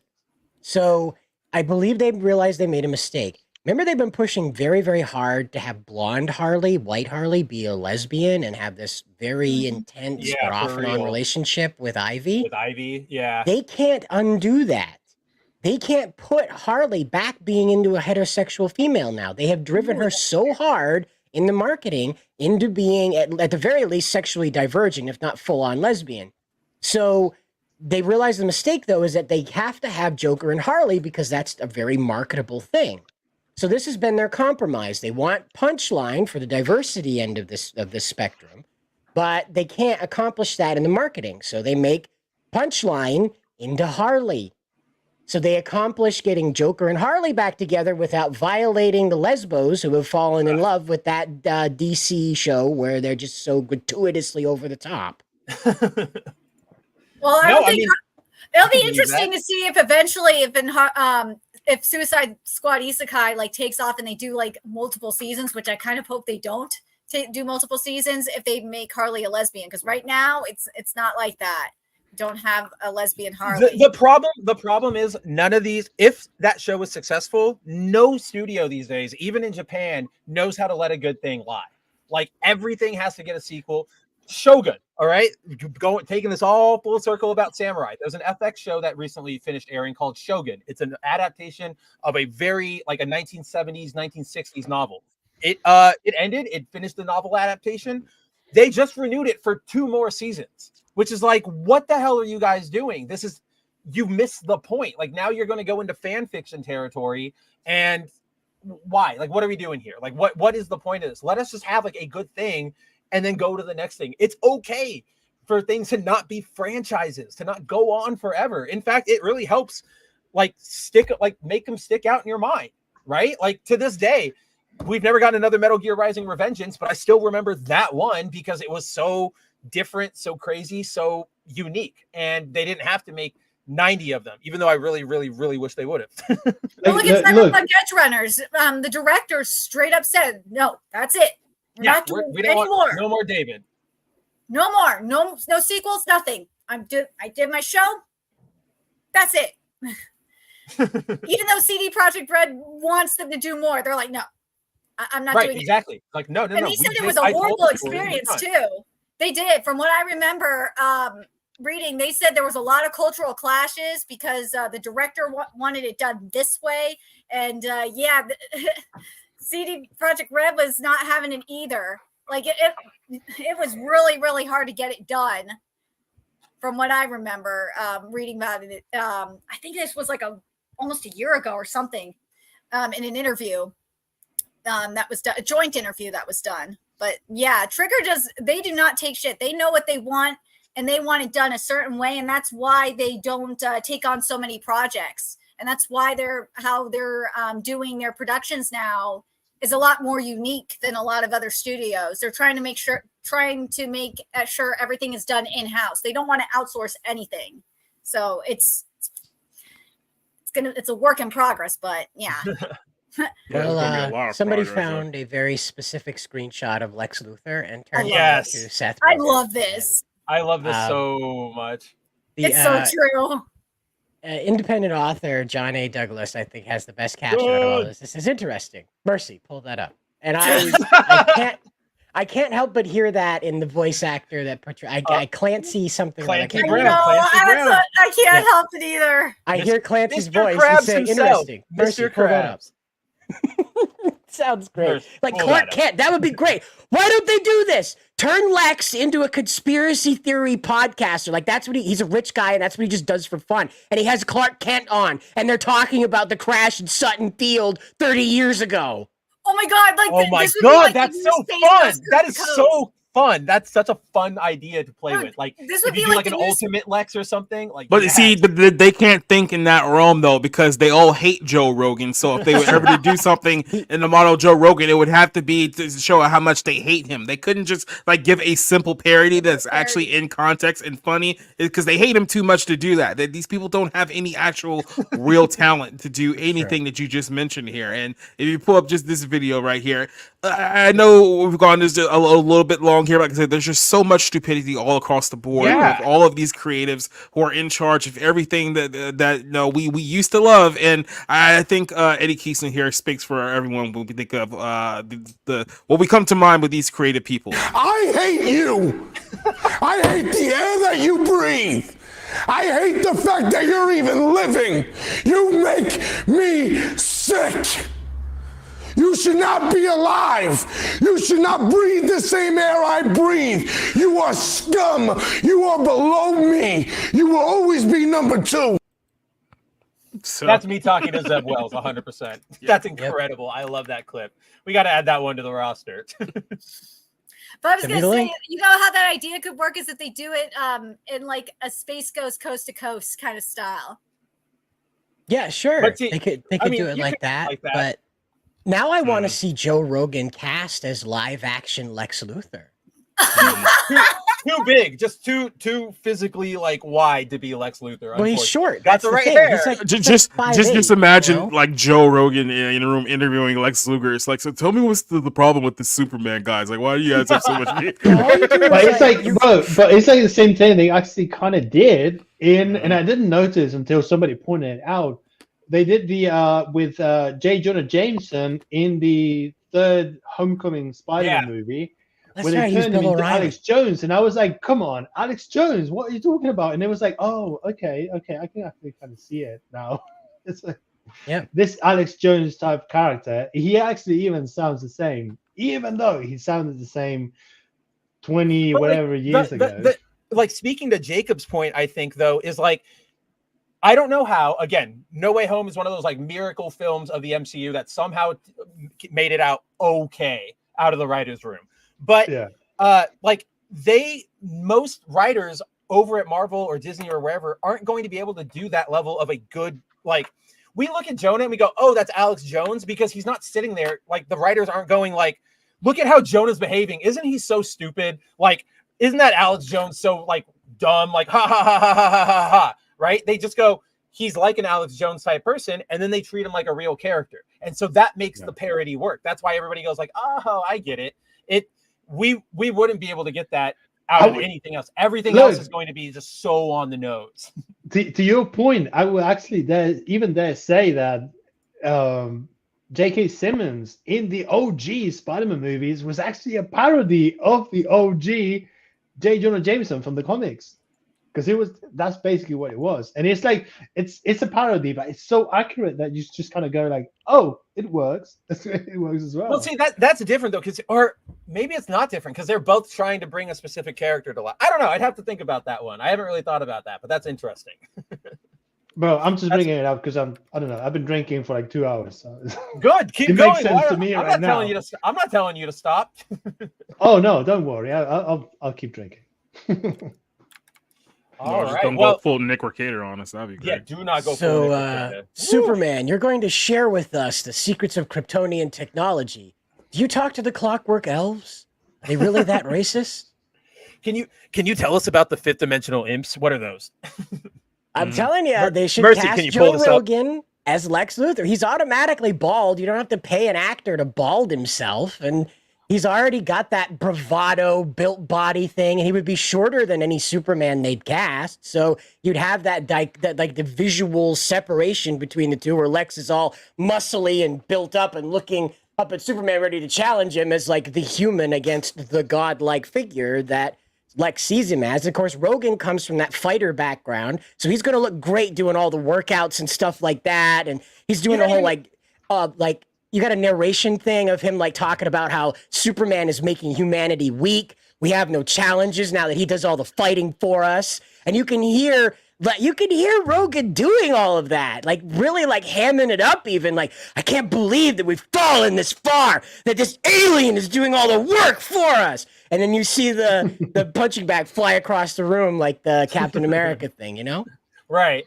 But that would be great, you know? Like and he smokes weed with toy maker, you know. I would want to see that. So I feel like there's so much to do with that concept, but also it could go terribly wrong. Just because I'm like, that's true.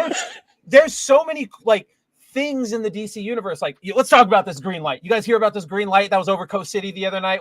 Let's talk about like conspiracy theory. Lex Luthor would be great, right? It would be a lot of fun as long as you kept him out of like Tom King's hands or just like any of those like. He's like smoking a cigar, and he's like, you know, they're keeping teleportation a secret from us. Justice League teleports all over the universe. Imagine how much money we could save just busing kids to school with a teleporter. But no, Superman's flying ass is the one that's in the teleporter being trucked all over the universe at your taxpayer expense. It's unbelievable. He's just smoking a cigar while he's doing his... smoking a cigar while he's talking about all this. Great.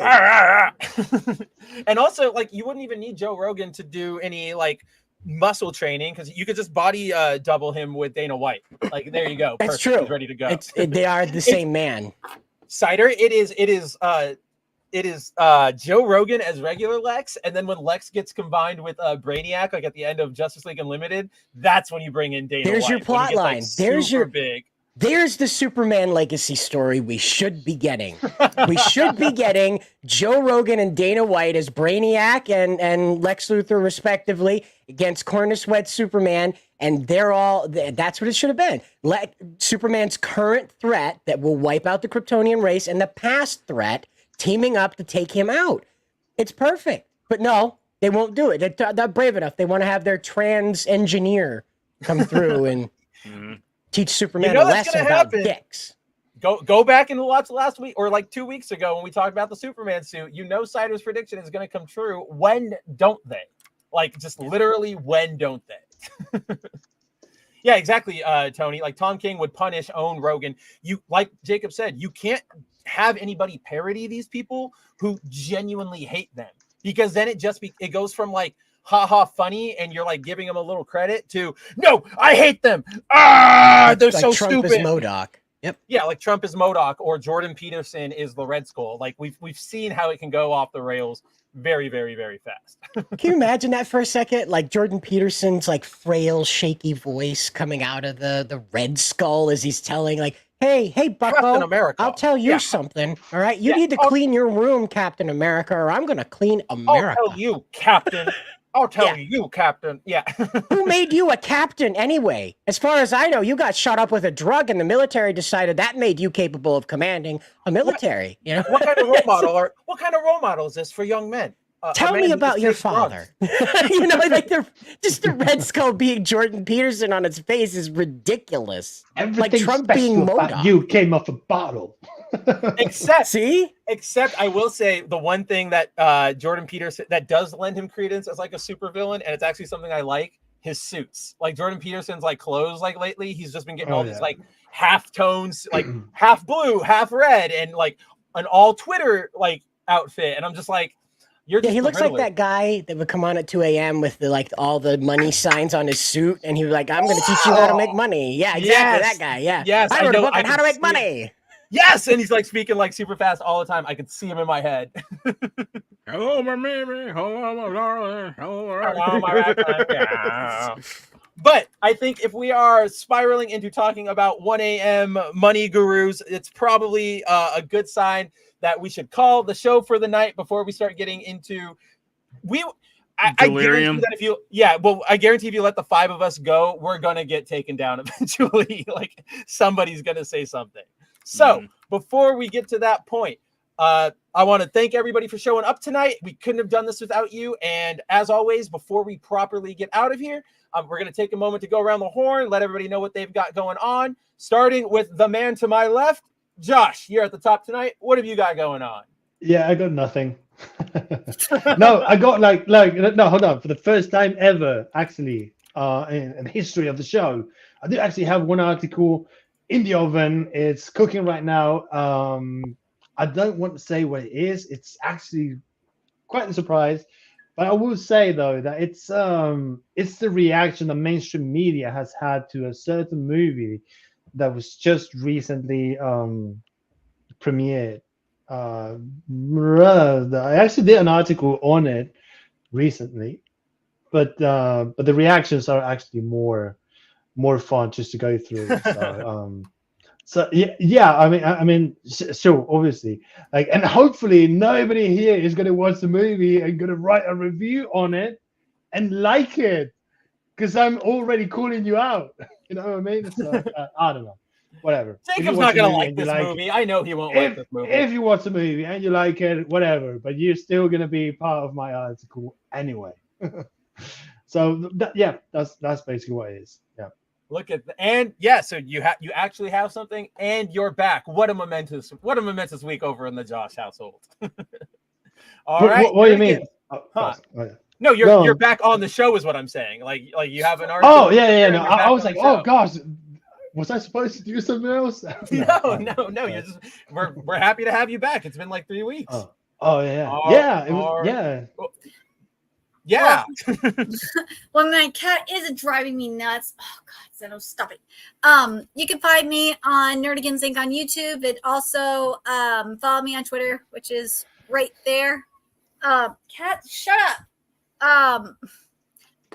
Oh my God, now I lost my train of thought. I do have a couple of articles coming up. One on one of the new Crunchyroll acquisitions, and it's really a strange kind of situation with that one. And then cat quiet. Then I have another interview I am going to cover in regards to the creator of Precure. And turns out that one was actually inspired by Sentai and Kamen Rider. And they talk about like diversity and how that comes into play in the series as well. So stay tuned for that.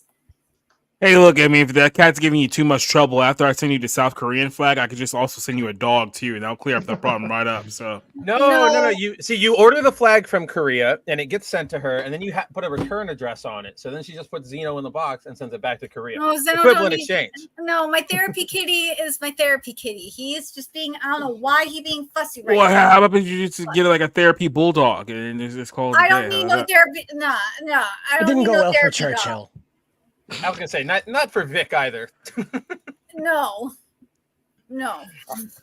All right. Well, while Nerdigans gets into Gundam and takes that plunge. Cider, what have we got going on with you? Over here on the Bounding into Comics channel, we've been covering the Yasuke drama with Assassin's Creed Shadows. Shadows Creed Assassin, whatever you want to call it. The mistake of the year so far, anyway. And that's been quite dramatic. Feel free to check that out. Our story about how the Ubisoft developers deliberately chose non-Japanese eyes went viral over here. So feel free to drop into the comments section and see the spectacular responses we had to exposing that. And also, don't forget to continue to tune in here to this channel because we're still doing 01 the series. We didn't just make one episode and be done with it. That's still going on. I just have a gajillion things to do. And also, next week on this very same show, we'll be starting a whole hour early with the Majors Briefing Room. I'm finally done with the set, and I'll be able to show you guys what I've been working on the past couple of weeks. So, yeah. Yeah, we've got a lot coming to the stream. Cider's been really hard at work boosting everything on the YouTube end. Obviously, he's our video guy. To that end, I did want to note that in case you guys haven't noticed, and Cider sort of brought it up there, but we are covering exclusive stories over on the YouTube channel. It's something I'm trying out right now as editor to try and get that boosted. You might have remembered we tried one last month that did really well. I can't remember which one it is off the top of my head. But and then Cider's covering the non-Japanese eye story over there on our YouTube. So there's news on the Bounding site, there's news on the YouTube. Check out the YouTube. There's essentially, there's exclusive stories over there that you won't get on the site. So check it out if you want more from us. But you don't want to hear more from me. You want to hear more from Jacob. Jacob, what do you got? Well, hey, for those of you guys who didn't join us, last night was episode 100 of the Ballroom podcast. So go check out us reliving our best moments of 100 episodes of the Ballroom. And then coming up Sunday at 7 p.m. I'll be doing the next episode of the Bible Lens where I get to tear down Mormonism. So then I'll have all the Mormons mad at me, just like all the Muslims and the Catholics and the Jews and the other groups that I've angered over the last several weeks. And then, of course, next week, episode 101 of the Barroom, it will be back. And then here on the Bounding on the Comics YouTube, I know I have the Furiosa review coming out hopefully by tomorrow. We also have a review of this awful movie I had to suffer through, which is called Babes. And then a couple other films too, so you should have quite a few movie reviews on the YouTube channel over the next couple days too. So that's all I got working on now. Babes, I'm so excited for you to review that. But shout out to Jacob for having hit 100 episodes of the Barroom podcast. It is consistently it is my favorite stream. I'm coming from my own recommendation now. I tune in every week. It's my favorite stream.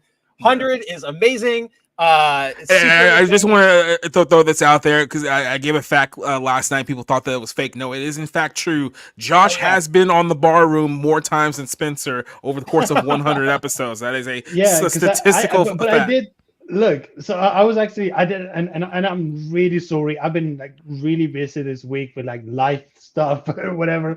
So I didn't know that the 100 episode was yesterday. And I was today on Twitter, I was hit with all of the notifications. You got 18 notifications that you've been tagging this, and people are commenting on it. And I was oh gosh, 100th episode. And I'm was it 100 weeks ago that it started? I mean, probably it's a little bit more because 100 years ago. You've taken breaks and stuff. And I was bro, and I was bro, I know that I was I'm pretty sure I was part of the first episode. If it wasn't, we played a little bit of episode 0 of the Barroom podcast, and it was definitely a shit show when we first got started. So it eventually got better. It was just the very first episode.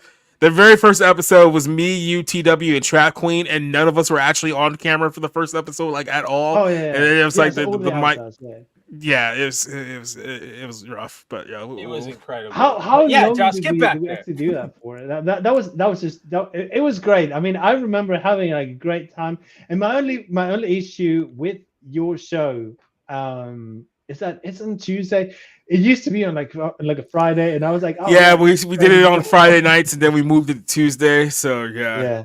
I mean, but I know I still enjoy it. So, and I haven't watched it in I don't know, a month maybe. So I don't know, but I see how it is, bro. I know. I'm just okay, Josh, save yourself here. Let's go. Stop drinking. Stop talking right now. Mute yourself. He's like, And mute he does. then he literally dies. I mean, honestly, at this point, he might have just been stabbed. We have no idea. Nope. But yes, all right. That's what everybody else has got going on.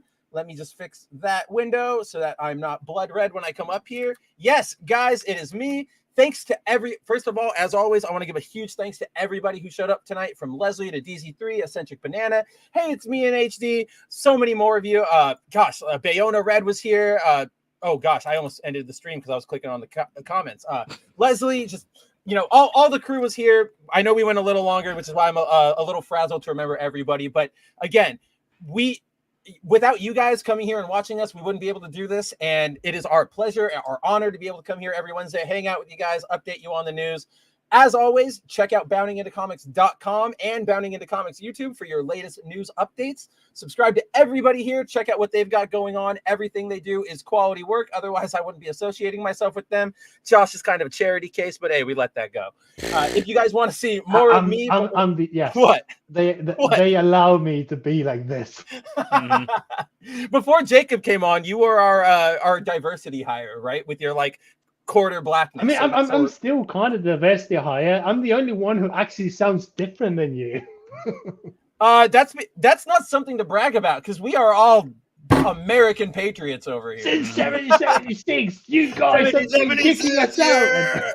Yeah, I mean, does Nergans really count as a patriot? I mean, she's basically like a honorary weave at this point. I mean, she's in she's for now. California is still part of a union, so I'll count it. But Hey. It's not going to last very long. Hey, you're still here. I thought you were going to say it's because I'm a Jew that I'm not a patriot. But Whoa, we're not the Democratic Party here. You're fine. Jeez, that's a whole other show that we should be talking about. Calm down. The show isn't in Iran, so yeah, right. We're not beaming out of Iran. This is on YouTube, not Memory TV. We're okay. Yeah, we should have mentioned Iran when Pinochet helicopter tours donated earlier. That would have been like a layup. That would have been perfect. We were right there to do it. But yeah, guys, as always, check out the site every day for your news on the biggest biggest goings on in Hollywood, the biggest controversies, the biggest missteps, because they happen all the time. As always, if you want to see more of me personally, you can follow me down right there. It is at Kabuto Writer Mav on Twitter. If you want to see more of me live before next week's show, you can check out my YouTube channel, Studio Kabuto, where every Friday at 5 p.m. Pacific time, I host a live stream, The Good, the Mad, the Ugly, where I kind of just hang out with all of you, talk about some of the topics that we might not dive into in our regular shows. So things like anime, toku, video games. That's up your alley. Come hang out. I'd love to have you. And then, yes, next week, as always, same bat time, same bat channel, right here for another episode of the 01 stream with all of these lovely folks who were with me tonight. And yeah, I think with that, we are ready to close this out. Oh, wait. I have one thing to address before we go, because it is sort of semi-business related. Leslie says, I wish I could read the Bounding Into Comic website articles, but Microsoft is blocking me still. Yes, guys, we are aware right now there is a problem with Microsoft Firewall and Microsoft Edge. It is throwing up a unsafe domain warning for Bounding Into Comics.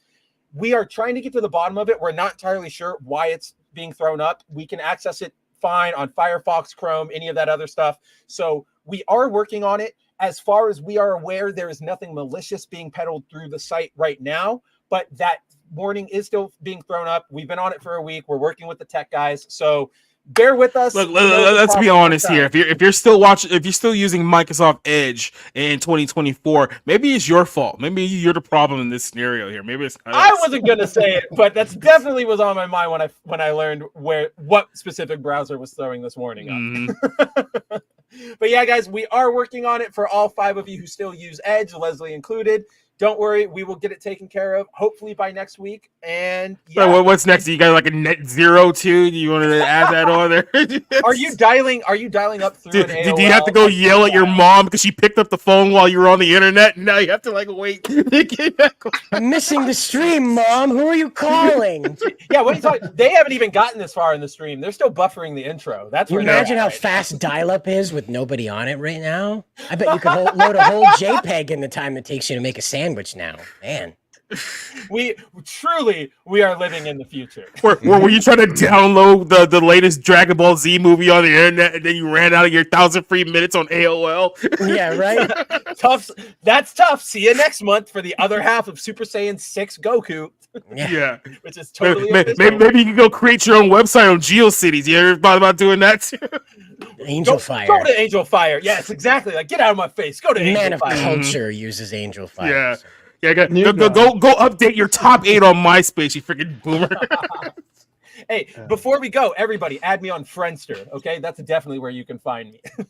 Yeah. Well, we do have an outro song tonight. It is new, so it is being worked on. It might sound totally different the next time you hear it, but this is what we'll be playing on the outro for this episode. So if we're ready, we'll have a good night. Take it easy, everyone. Hit it, Johnny. Even though you're not Johnny, but still. Hit it, Johnny.